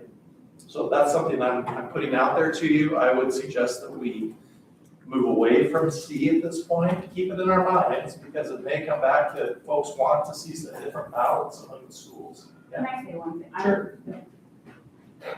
I have a concern in that we have a lot of people who don't speak English in our communities, and are these surveys going to be accessible to them? Because oftentimes they're not speaking out because it's not accessible to them, or they don't have transportation and they can't get to these listening sessions, or they work multiple shifts and like, I'm concerned about the voices that we might not get to hear. And that your PPSA always puts everything out in English and Spanish. Right, but that doesn't, just because it's written in Spanish doesn't mean that it's actually I mean, I think there are some barriers that we have to need to work on. So one of the ways we can address that is making sure that at those community sessions, we have people who can translate, and having our ELD teachers make sure that families know, please come. Somebody will be there that can translate in real time and then assist with the survey. So we've done that. I have a question. If 24 is out of the charge, why is 88 and 9 not out of the charge? That's exactly what evaluating assessment numbers. Because, right? Because, and that, hopefully we have community turnout, because that takes so much away from Beckman, and it hurts Beckman, it's gonna hurt its staff. And as a school that has held on and has had the most students and has taken the brunt of all of this, to then all of a sudden be like, next year, see ya. Yeah. Like, it does not, this feels yucky. And I don't want us to lose that thought. That's not what I'm saying. What I'm saying is to position you as a community moving forward, we need to stay within the charge at this point. Like I said, if something comes up and there's all this, input around that, then I guess I'm just going to have to address back through communication that, hey, we received this from the community. This area was initially out of scope. We decided to move it back into scope for the project. And we take a look at that next week. So how do you include that in the survey so the community knows that could be discussed? Yeah, it seems like part of the concern is that if there is a population that is not able to engage in some of the ways that we've made available, then how do we even let them, how do they even know that that is an option? Because they might look at the proposed map and be like, oh man, I'm not really. Yeah. We can try to cue that up around the discussion of that area. I think what I gravitate towards in your idea is it's always more powerful if it wasn't, well, who were those 13 people in the room that kind of decided that, you are a representative. We are speaking to families. This is just coming up out of nowhere. You're kind of most likely on a credible track here. It has more weight to it when it also shows up in the community as an ask. Then we can say, based on ask from the community, we're willing to adjust. The committee is going to adjust outside of those working parameters. But we can queue up for that north end, like we kind of did in the original letter to the community, that there's a lot of discussion about that north end. So please bring any and all feedback to that. And you'll see the questions that we have at least right now drafted for that community survey or regional. We'll show that at least where we ended our last meeting. Yeah. Well, you comment about, why isn't the Beckman boundary in our purview? But it kind of is, because that's one of the exceptions. That's like that's the only remaining school that's like throughout here, because there's, some of them are really on the product line. But moving 24 over to Beckman, it's more taking from Bloomsbury, right? Right. So can we get a targeted, if that's what we move forward with, a targeted survey of families in that area? How do you feel about moving to Beckman? I don't know anything about it. I think I think one of, the major concerns is the amount of kids that, are going to be brought, the amount of students that Beckman's going to be brought down to, and what that looks like, right, staffing. And, we're gonna lose paras, we're gonna lose special education, we're going to lose critical staff members if we take our numbers that are so high and drop them so drastically low next year because we've taken out primary neighborhoods and put them at Frogpond, and we haven't added anything to Beckman. We're just taking everything. And we're also taking the majority of Beckman's single dwelling homes. And I would argue that's what we want to find out. Right? Yeah, so We I wanna find out don't from think there. targeting like 24 million pay, Yeah. but also I would love to, and I don't know if this is possible, but I know that staff members have a lot to say. I know teachers have a lot to say, and sometimes there are barriers of being able to say that because they work here. And is there any way that we can create a survey for teachers in this district that is private, that they keep their thoughts and their opinions? Because I don't think that gets addressed nearly enough in this district. And for the optics of this overall, when I see the Beckman numbers, I will say, like, coming from Stafford, where our population, like, our first year, like, was like 375, then 333, and like, you're too small, and then you're gonna say Beckman's okay at those numbers now, right? It kind of doesn't look, like, we're saying, like, you're taking so much away from them and like making this a small, like, I don't know, like, small schools. I feel like overall, kind of the point of kind of balance there is like, we were told Stafford was too small because of this, but now we've made Beckman small, right? So you want to add to Beckman? Yeah. We're trying that. Yeah. And then I would balance Boone Yeah. and Beckman. And like kind of like the optics overall, and like people are be looking at, like, why are they so, yeah. I'm trying to think, if I was at the meeting next week and someone asked me, something about the consensus scenario, and what about the possibility of, moving it? What I would say to your point is, there's a question about, would we be willing as a community to understand that Frog Pond may start smaller because it has the most change coming up and room to grow, and keep Beckman a little bigger in the onset because maybe it doesn't have as much change in its future, versus trying to give Frog Pond on the onset a few more students, not, knowing that it's gonna, in the future, also have that phase 2, and could even get there sooner than Capital Bond. So I think working with, that's the dynamic you're wrestling with too, right? The optics of a smaller Frog Pond to start to keep Beckman larger because it's more static, versus let's shift something now to really show more enrollment at Frog Pond. But in a few years, we know we're going to need phase 2 of the bill. So I think that's the part we can communicate or explain during the community sessions around that dynamic. A couple quick things. I heard some really good questions and points. One, getting that staff feedback. The good news is Greg's here. We can work with Melissa. So we have good ways of getting that input from staff. We can work on that next week. In addition to these community input sessions. Additionally, online surveys, even when we translate them, Alex, you're right, they are a barrier for our Spanish-speaking families sometimes. And what we typically do and what we'll do next week is work with our Family Empowerment Center to actually make some targeted phone calls to families and do the survey over the phone. We can't do that for every family, but we'll certainly do our best to get as many submissions as we can to get some of that important feedback from them. Yeah, we worked with Centennial School District a few years ago. It was actually just coming out of the pandemic, so that the first open house, we called it, the first open house was all virtual. And it's like open that, because we all have masks on, and kids would just come back to school. It was like in 2021.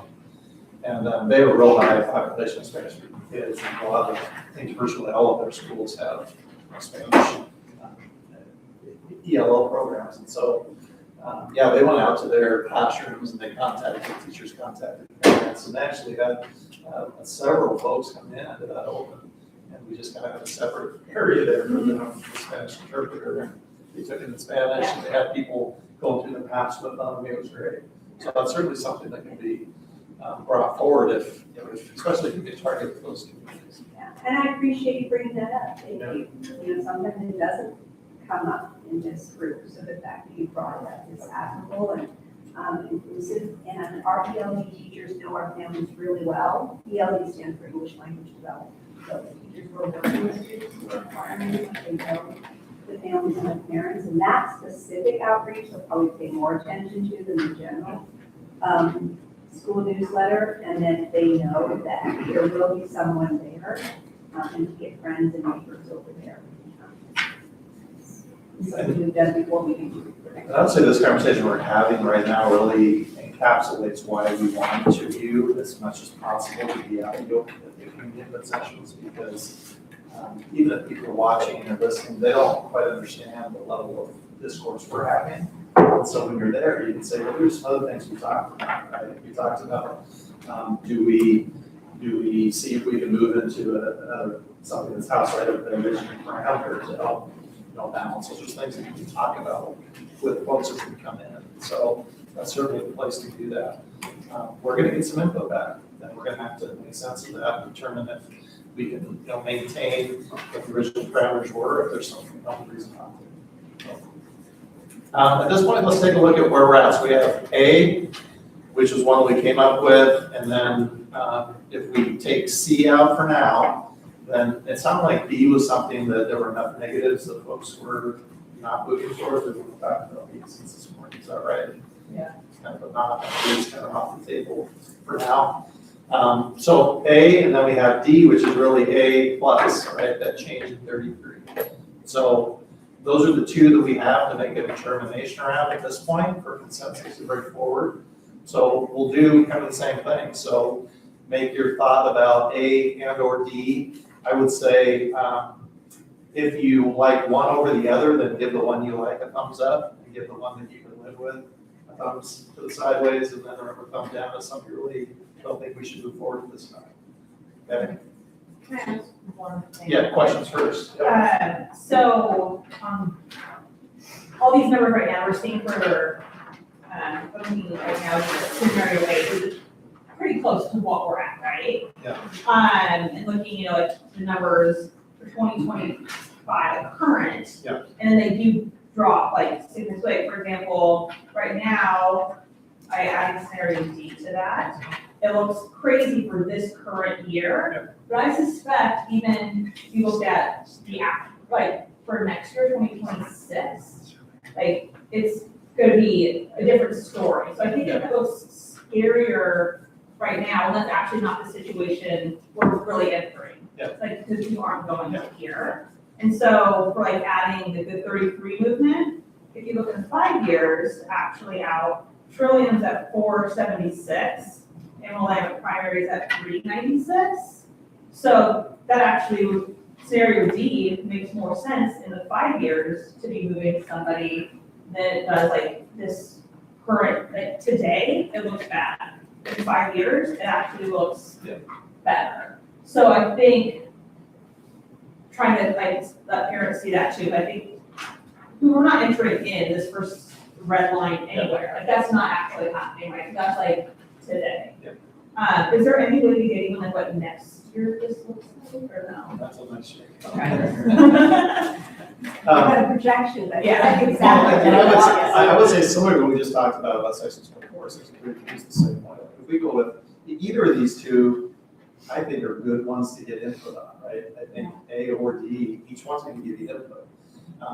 You may have a bunch of people, if the group goes with A, a bunch of people come back and say, hey, we want 33 to be here, right? That's D. So I think you can do it. You can look at it either way. Yeah. It's just kind of what's the will of the group right now? Bring forward this scenario. Doesn't mean that 24 is off the table, doesn't mean that 33 is off the table if we go with A as a group. So I just think, for scenario D right now, the only change is the area 33. Right, today looks not good, it looks a little bit more over capacity, but that would actually not be reality. We're not going to. That scenario will never come to be. Right. This current number. So That's so easy to explain to people. Yeah, If we so did go with D, that's not I don't think that little piece and being for over is also something maybe that we're consideration credibility. people in this room as well looking at Well, I'm just gonna keep bringing back-to-back of dual language programs.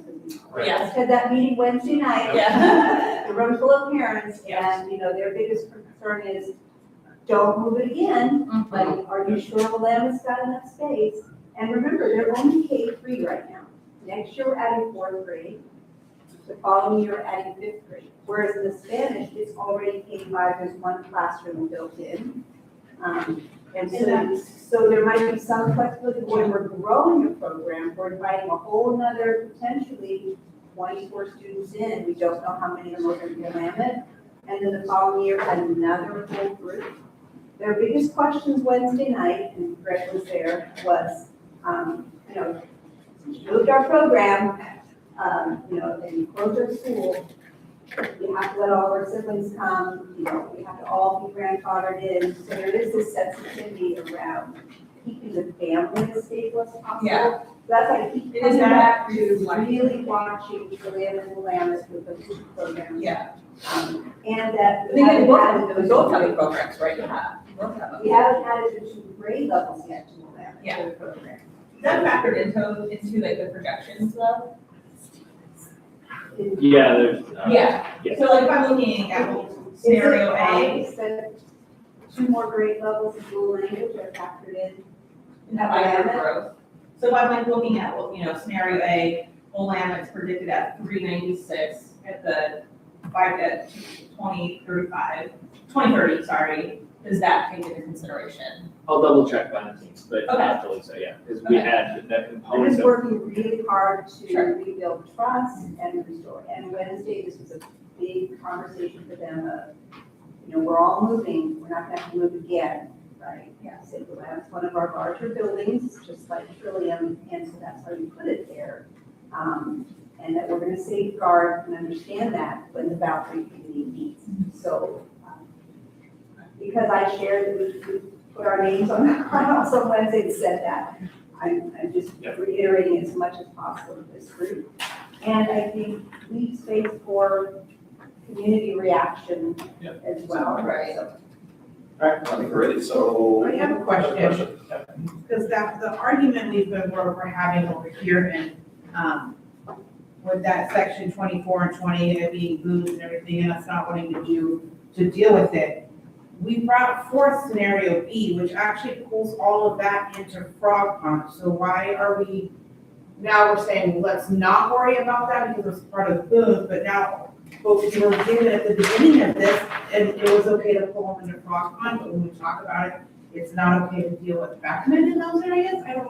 I guess I don't understand why it's okay if it's going to Frog Pond that we talk about that 4 area quadrant, but not as far as taking it back to Beckman. So I guess this section of, you know, we're talking about 21, 20, 24, and even really 9 too.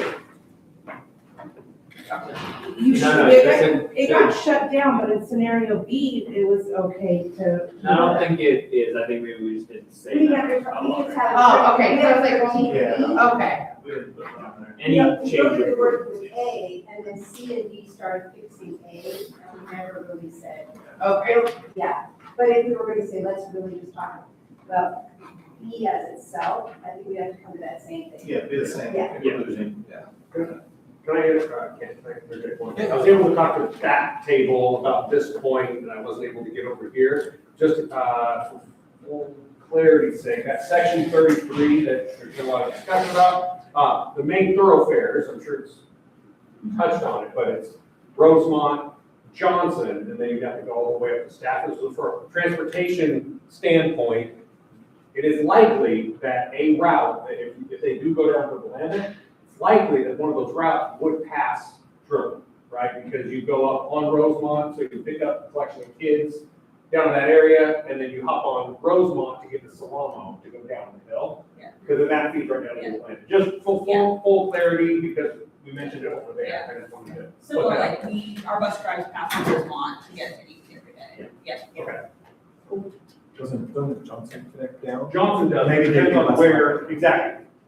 Further west, if you're further east in that 33, you go on Rosemont. I think it's all that one cluster right there by Wilda, like right off of there. So I think if you dropped out Stafford to Johnson would be, I think, I'm not the transportation But that's the way it currently goes to Stafford now. When it's Yeah, open, because it's staff. yeah, once it's open, right? Like. Thank you. I may have missed this.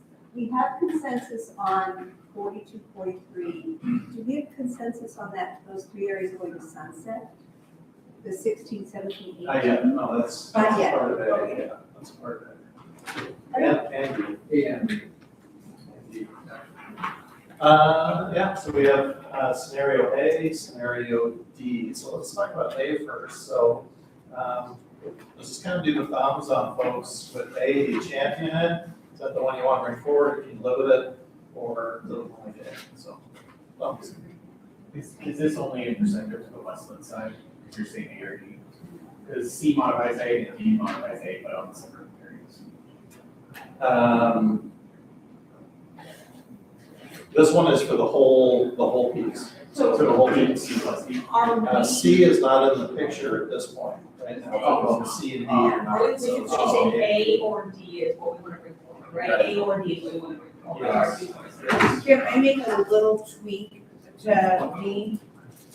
I'd like to propose we take 9 out of Frog Pond and put it back at Beckman, and I think that would help with the scenario, and then that falls within the parameters that too. Yeah, I could, you guys wanna see the numbers on that Oh. quickly here? 9 is okay in the print.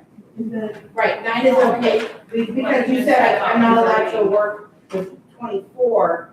And part of the problem is preserving Beckman in the single-family units and keeping Beckman with numbers. If I can't work with 24, 23 is in the parameters that we're allowed to work with, so can I take 23 and put it at Beckman, back at Beckman? Because it's been there, or 9, can I take So- 9? 9's always been Beckman. Yeah, if you're right, if I can't have 24, let's move 9 back. Yeah. Let's take a look at it. Yeah, I think that initial 15 of 42 and 43 moved from Frog Pond to Atlantic. Yes. We were trying to recover Yeah. some Frog Pond enrollment. Right. So, Yeah, because, yeah. I can go back and Yeah. see. Yeah. Yeah, 9 is currently It's at current, Beckman. that's why it's in the parameters, of something that's allowed to be moved. Okay, so I think we're tweaking, are we doing, we're tweaking A? Yeah, we're taking a little bit out of, so it brings it down what, Or would you take D as well? I thought that would get applied to A and D, because D was a work off of A. Yeah. yeah. Right, so you have to apply it both ways. It's to A and B. So I just did that and, moving that over puts Frog Pond at 199. And then those are the forecast numbers, 258, 266. I'm really concerned. I know we don't want to overfill Frog Pond, but like, there are 168 third and fourth graders at Beckman. And I don't know how many live in the Choice Zone, but how many do you think are gonna opt to stay at Beckman? Because that could very well be a lot lower. Yes, you may get people moving in because they're excited about a new school, and there will be growth in that neighborhood, but like, that looks really bad right now. For the fact that we just closed schools that were bigger than that. So you're saying that the reality is rising fifth graders may want to stay. I think rising towards the fifth graders might want to stay to finish, and yes, that will balance out over time, but how do we weigh? We have 88 fourth graders that will be rising. So you're arguing for the higher, keeping the higher I on think the we front. need to keep Frogmore a little bit bigger than that. I don't know what the best solution is for that, but But this is something that's brought forward, it's something we can do, so But like, we wanna have if folks you have- make that consideration too. if you have 40 families who decide to stay at Beckman for next year, and that's 150, how, So if families, they're in the choice zone, they can still, they have like choose then to. they would have to transfer to Transfer, Beckman. okay. Like, are we gonna, is the district gonna be like, nope, you have to? I feel like the district is mostly gonna honor that, because there will, you can't argue that there's not space at Beckman when they're down to 330. When we've done that in the past, we've started with fifth grade. And that came up in Westland too. Just said, you understanding, finishing. And then from there it goes to, well, fourth grade, well, you have 2 years, you have 2 years before you have to change. We kind of have to, his space is something to look at. It is. Your fifth grade is where we prioritize. So, yes, maybe it's when it drops to 150 of the ideal. Yeah, it's just for example, number. So say it goes 50%. Like what percentage is actually troubling from a utilization from a like operations standpoint? Like if it drops to 40%, like 30% for some reason? Like at what point does it become hard to operate because of, I don't know, food and services and all that stuff? Is there? Yeah, and those were all of our conversations last year with the small schools task force. You know, there's things that you can kind of keep together. I think the challenge we've been experiencing at Bolton is when there's like one teacher each grade level. So you have, 8 in first grade and 34 in fifth grade. And what do you do with that? They can't let, and then families who say, gosh, this relationship or friendship, they then go to another school, there's another classroom option. Those things start to happen when there's just one grade level. And we're starting to see that, especially at Bolton, and then it's starting to happen at Stafford. But I think the difference, one of the reasons that we made the recommendation is the trajectory was for it to keep going down. Sure. Frog Pond's trajectory is to go up. So this narrative to the community of it's starting here, but it's developing, it will fill. We've got a forecast of how quickly we think it will. I don't know, what are the variables that could accelerate that forecast? Alex, if mortgage rates went down considerably, or planning permits, or Right. is it, let's see that a little bit.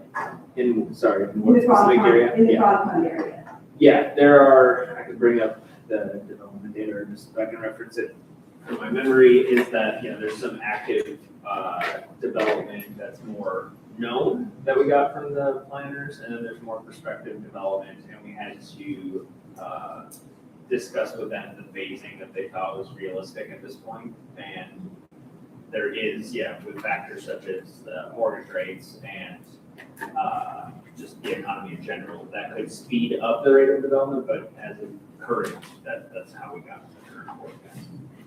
Yeah, I think, just having been around the process of opening new schools several times now over time, I remember sitting in meetings of the principal that was planning the opening for Loudon and just paralyzed that we may not have, no one is going to come to the new building. And it just is not what we experienced. Each of those times, having opened 4 since I've been here, even replacing Sunset where it was, there were a number of families, okay, now that the building is newer, more people came, so that there is that, maybe not quite to the point, but perhaps useful a little bit around the Beckman Stafford choice zone, that area, and kind of how many students currently are heading in each direction.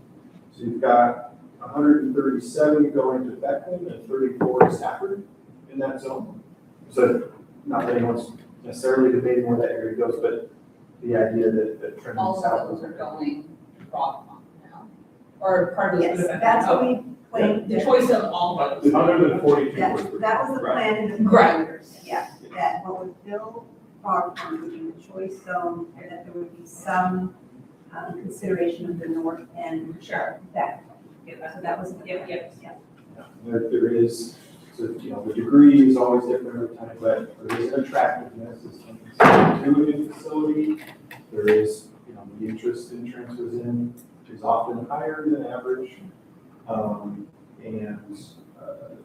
Then that brief period of a 4th and 5th grader maybe wants to continue and finish, but often we see a lot of families saying, we're making the choice to start the new tradition, and build up through that new community.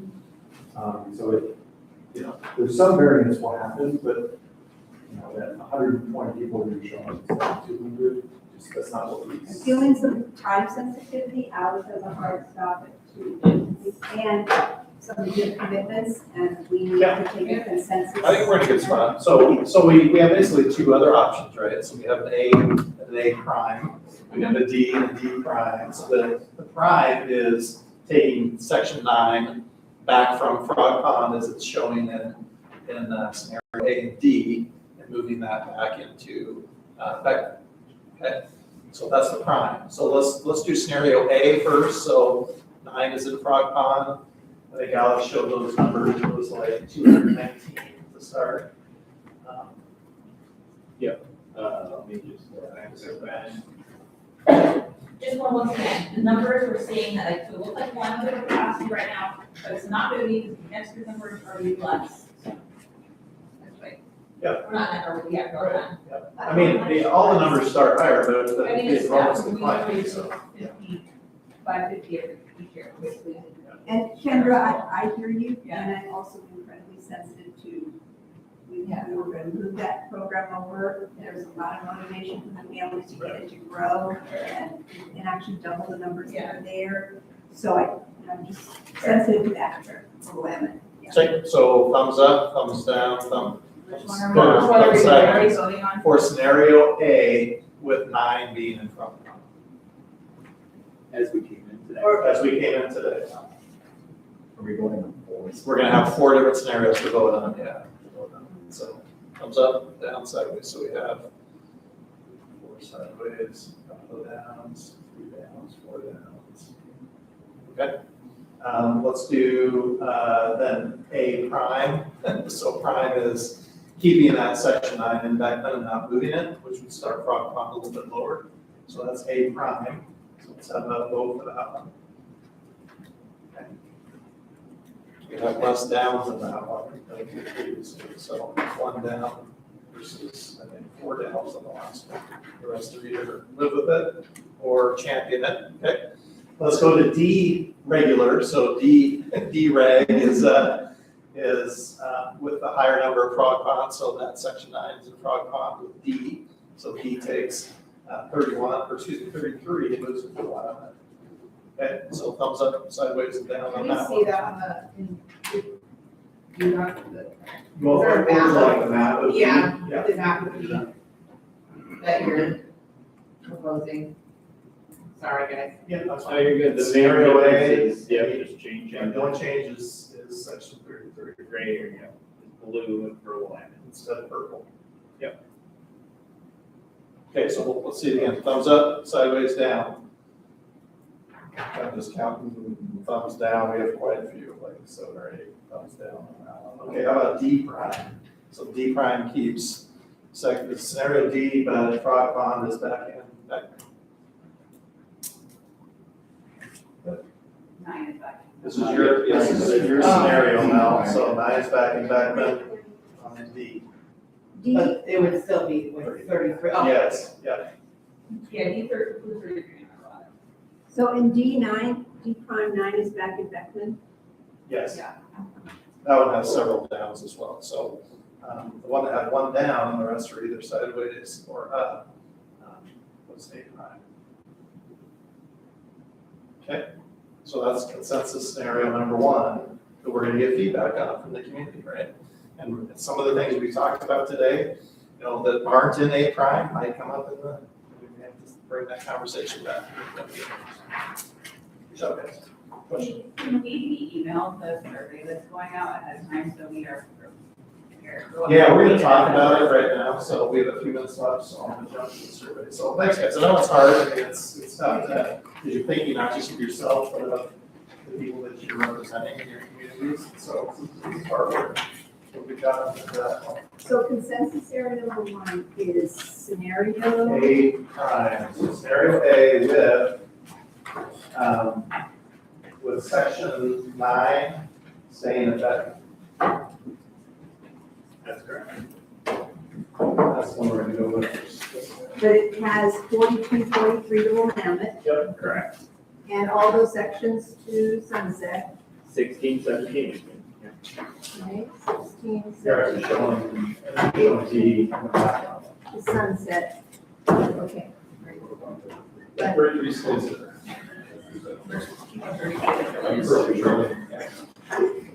But nothing to 33. Nope, that's it, it's showing from. So it looks like A, except the Frog Pond, 9. Except for 9, yep. Okay. And that's the one you're taking to the community? That's all take the committee for input. Okay. Yep. So community input session, just to review, and again, we'll have, certainly the district team, please jump in. I just have a few thoughts on best practices. So how this works is we'll have maps set up in the room. We'll have stats set up in the room for the consensus scenario. Okay, and there isn't really a presentation. If people want information, you can have them look at the website. It's kind of nice, and I don't know, Andrew, if this is something you want to do, is like have like I don't know, a QR code or something people can use their phone to get back to the website. Yeah. Yeah, something like that. And then also maybe QR code for the survey. We kind of see that sometimes Yeah, too. we'll also have mini laptops out so that families can in real time input surveys through that. The one thing that's important in this is that you're gonna have people tell you a bunch of things, right? They're gonna tell you things. Always accept that, always acknowledge it, say thank you, and please fill out the survey. Just tell them that that's how we collect this, because, as a person, I'll remember a lot of that conversation and want you to bring that, your remembrance of the conversation back to this committee, but we also want those people put it in writing, so we have a record of it, right? So always make sure that they go back and do that. A lot of times when I'm done, I'll like walk them over to that piece and I come back. So we have multiple people at each tab. So these are some best practices. I just put some things in. So engage, have fun. It's hard. I know it's stressful, but share your enthusiasm for it, right? Say, hey, we looked at a lot of scenarios. It was a good conversation. We didn't agree on everything, but here's what we need. Here's where our pinch points are, right? We need to get some input back from you. And then list them, kind of think to yourself, was the feedback had merit? And if someone says, I hate all of it, you can say, thank you. Is there anything that you'd like us to improve upon, or what would improve the process, right? Really looking for actionable items. So we want to get the surveys back. We may see something and say, I love it, or something that I hated it, but that really isn't actionable, right? We want to look for some actionable changes. I mean, if everybody said they loved it, then great, right? We're in a good spot. But look for things that are actionable so we can come back and do some proposed change. Self-care, if you need to step out of the room for a while, take a break, do it. Don't feel like you have to take anybody's abuse. I mean, if somebody's going to be mad at you, well, like I said, a lot of district folks right there, they'll kind of take over and pull other people aside. You don't have to take that abuse. So the district folks here aren't going to let that happen to you. Just we get paid to do these engagements, and almost everyone is always great, right? Yeah, but the more detailed and more passionate conversations, sometimes we're better placed to provide detailed factual information to help them hear what they need to hear to feel better about the conversation. And that's where, you'll probably see me kind of head on a swivel each evening, just looking for those opportunities to jump in. Hey, I've spent a lot of time with flow analytics in this report, and if you've got detailed questions, I'm much better to provide responses to you than this committee member who maybe can help more with the map here. So maybe you and I, step aside, and I'm happy to work through that. And so, it's really trying to create an atmosphere that's as constructive as possible for everyone who shows up. Yeah, I mean, like I said, we've worked with that district and just more recently in Maryland, we had 250 people in the school library get out of the booth. And everybody was, they were passionate, but nobody was rude to us. So I don't expect that people to be rude to you. But like I said, if you just step back and it's kind of overwhelming, they'll do that. Maybe other folks can step in for a while. So question. Sorry if you went over this already, but are we going to go through year 23 for the Yes, scenario? yeah, that's what we're going to talk about, is what we want to have as a packet for you as the presenter, you as the people here, as well as also for everybody else. We'll have a packet of information which you can refer to. Yeah. I think that would be really helpful. Like, obviously, we don't know what those numbers will look like at this exact moment, but I think that the projections could be helpful for people that are concerned about size, which is literally unknown. And I think, 23 doesn't have frog pond in it, and so I think in addition to Yeah, it's just that, the we current- also want to show Yes. this scenario, what is it? Yeah, we'll have the stats. This breakout is just for you. so nice. I think it really gives. Yeah, we can do both. We'll also have the guiding principles, where you will have certain information that will be helpful for you, but when they say, well, how'd you come up with this? I'm like, well, here's what our criteria is. So this is how we can.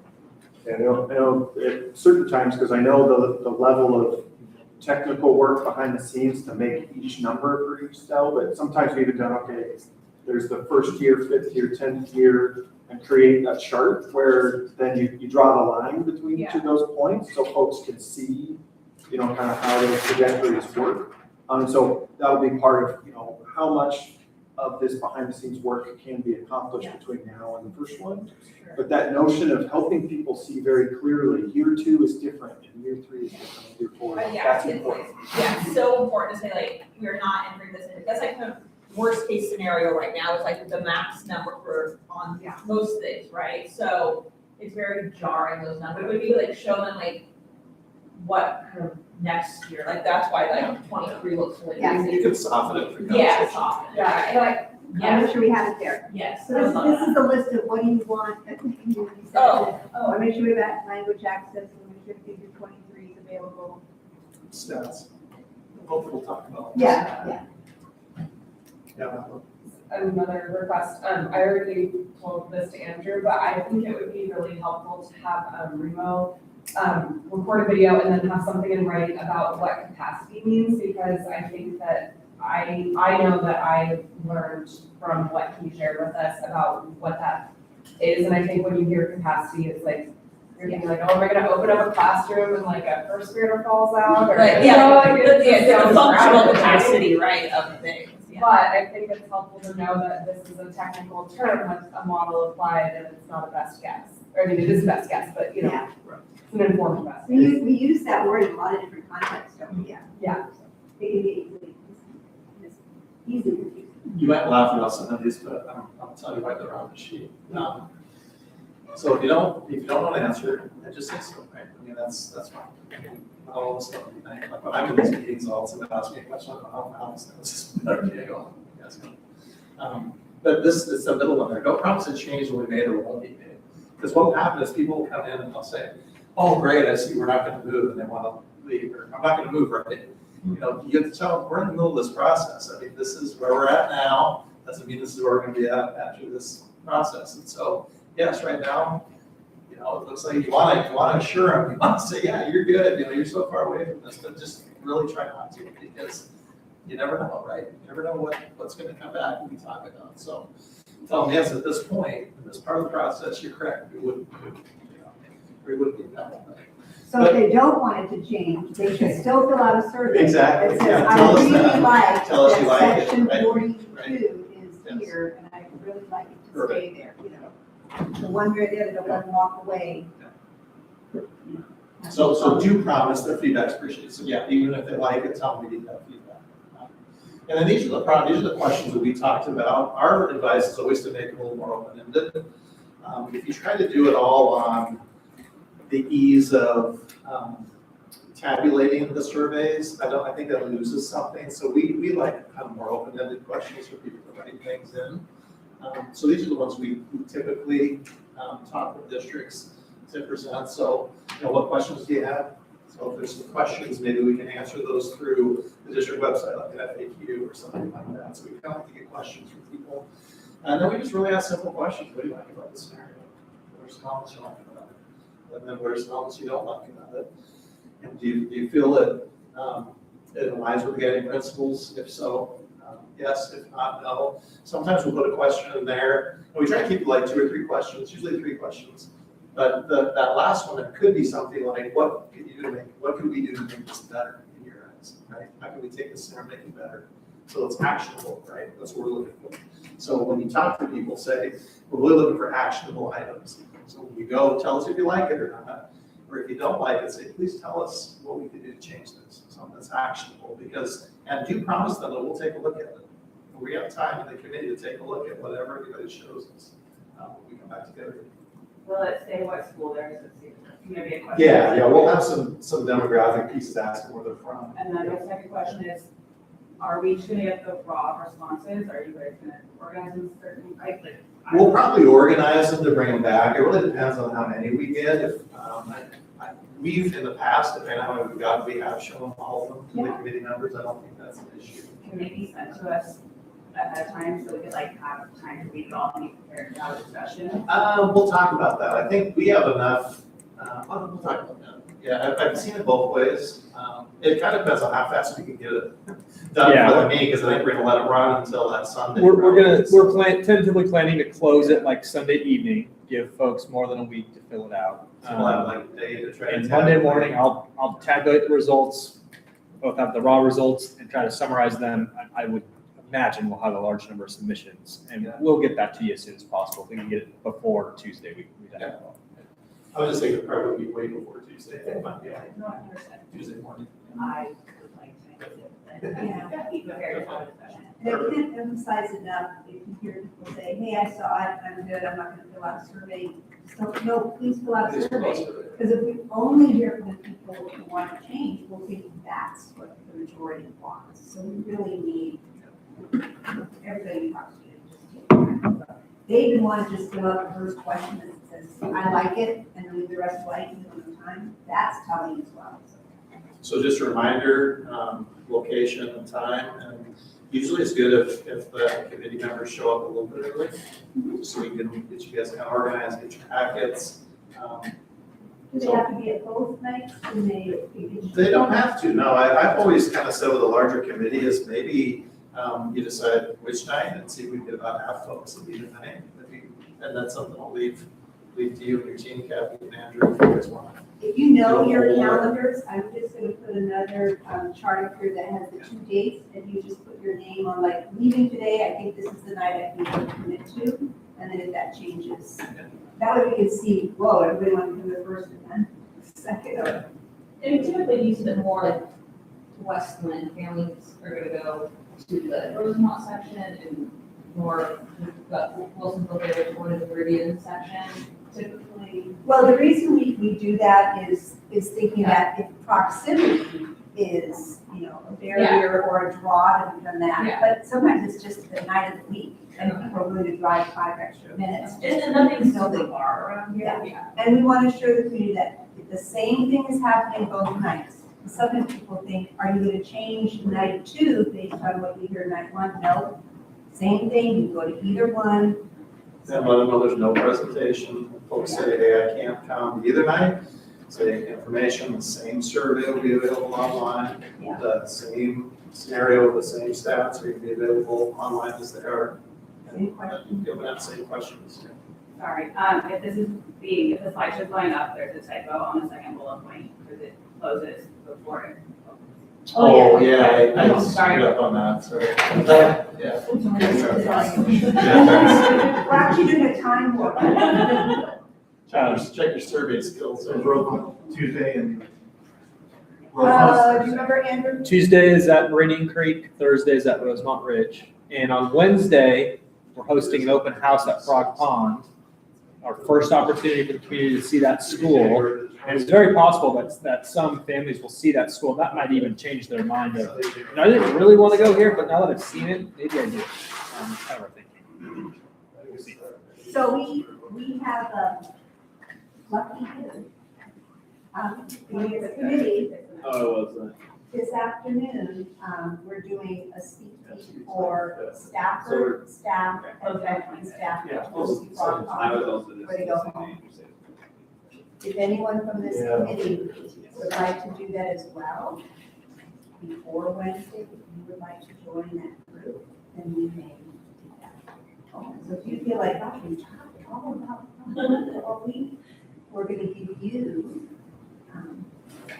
exclusive VIP passes. I wish I could go. You don't have to, you have things to go and do, things to pick up, and you're gonna wait until Wednesday if you wanna see it, when, when we open to the community, but if you'd like to see it this afternoon, we had it open from 3 to 3:30.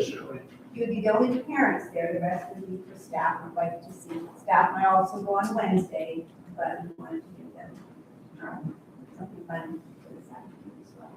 So if you think you're going to, Greg is going to be the one hosting that walk around as well as potentially. Yeah, I expect I'll be there, and there's a couple of members of my team that have been starting to, they're getting pretty good too, so we'll look forward to having a few folks to host whoever's able to show up. And future principal, Mary Ann. Oh, yeah. What's What's the mask? Okay. Yeah. I wasn't sure, I didn't want to commit you to it. You'd be surprised at the. Is it a frog? Mascot interest, yeah. Yeah, I'm just saying the other name for the area is Skunk Hollow. So there's opportunities. Thanks, guys. Great job these last few. You guys really hung in there. I know it's a lot to ask of you this time of time, but we got there. So, Yeah, great job. just write your name on a few pieces of paper. One or both of them. We're all in there. That's sparkle.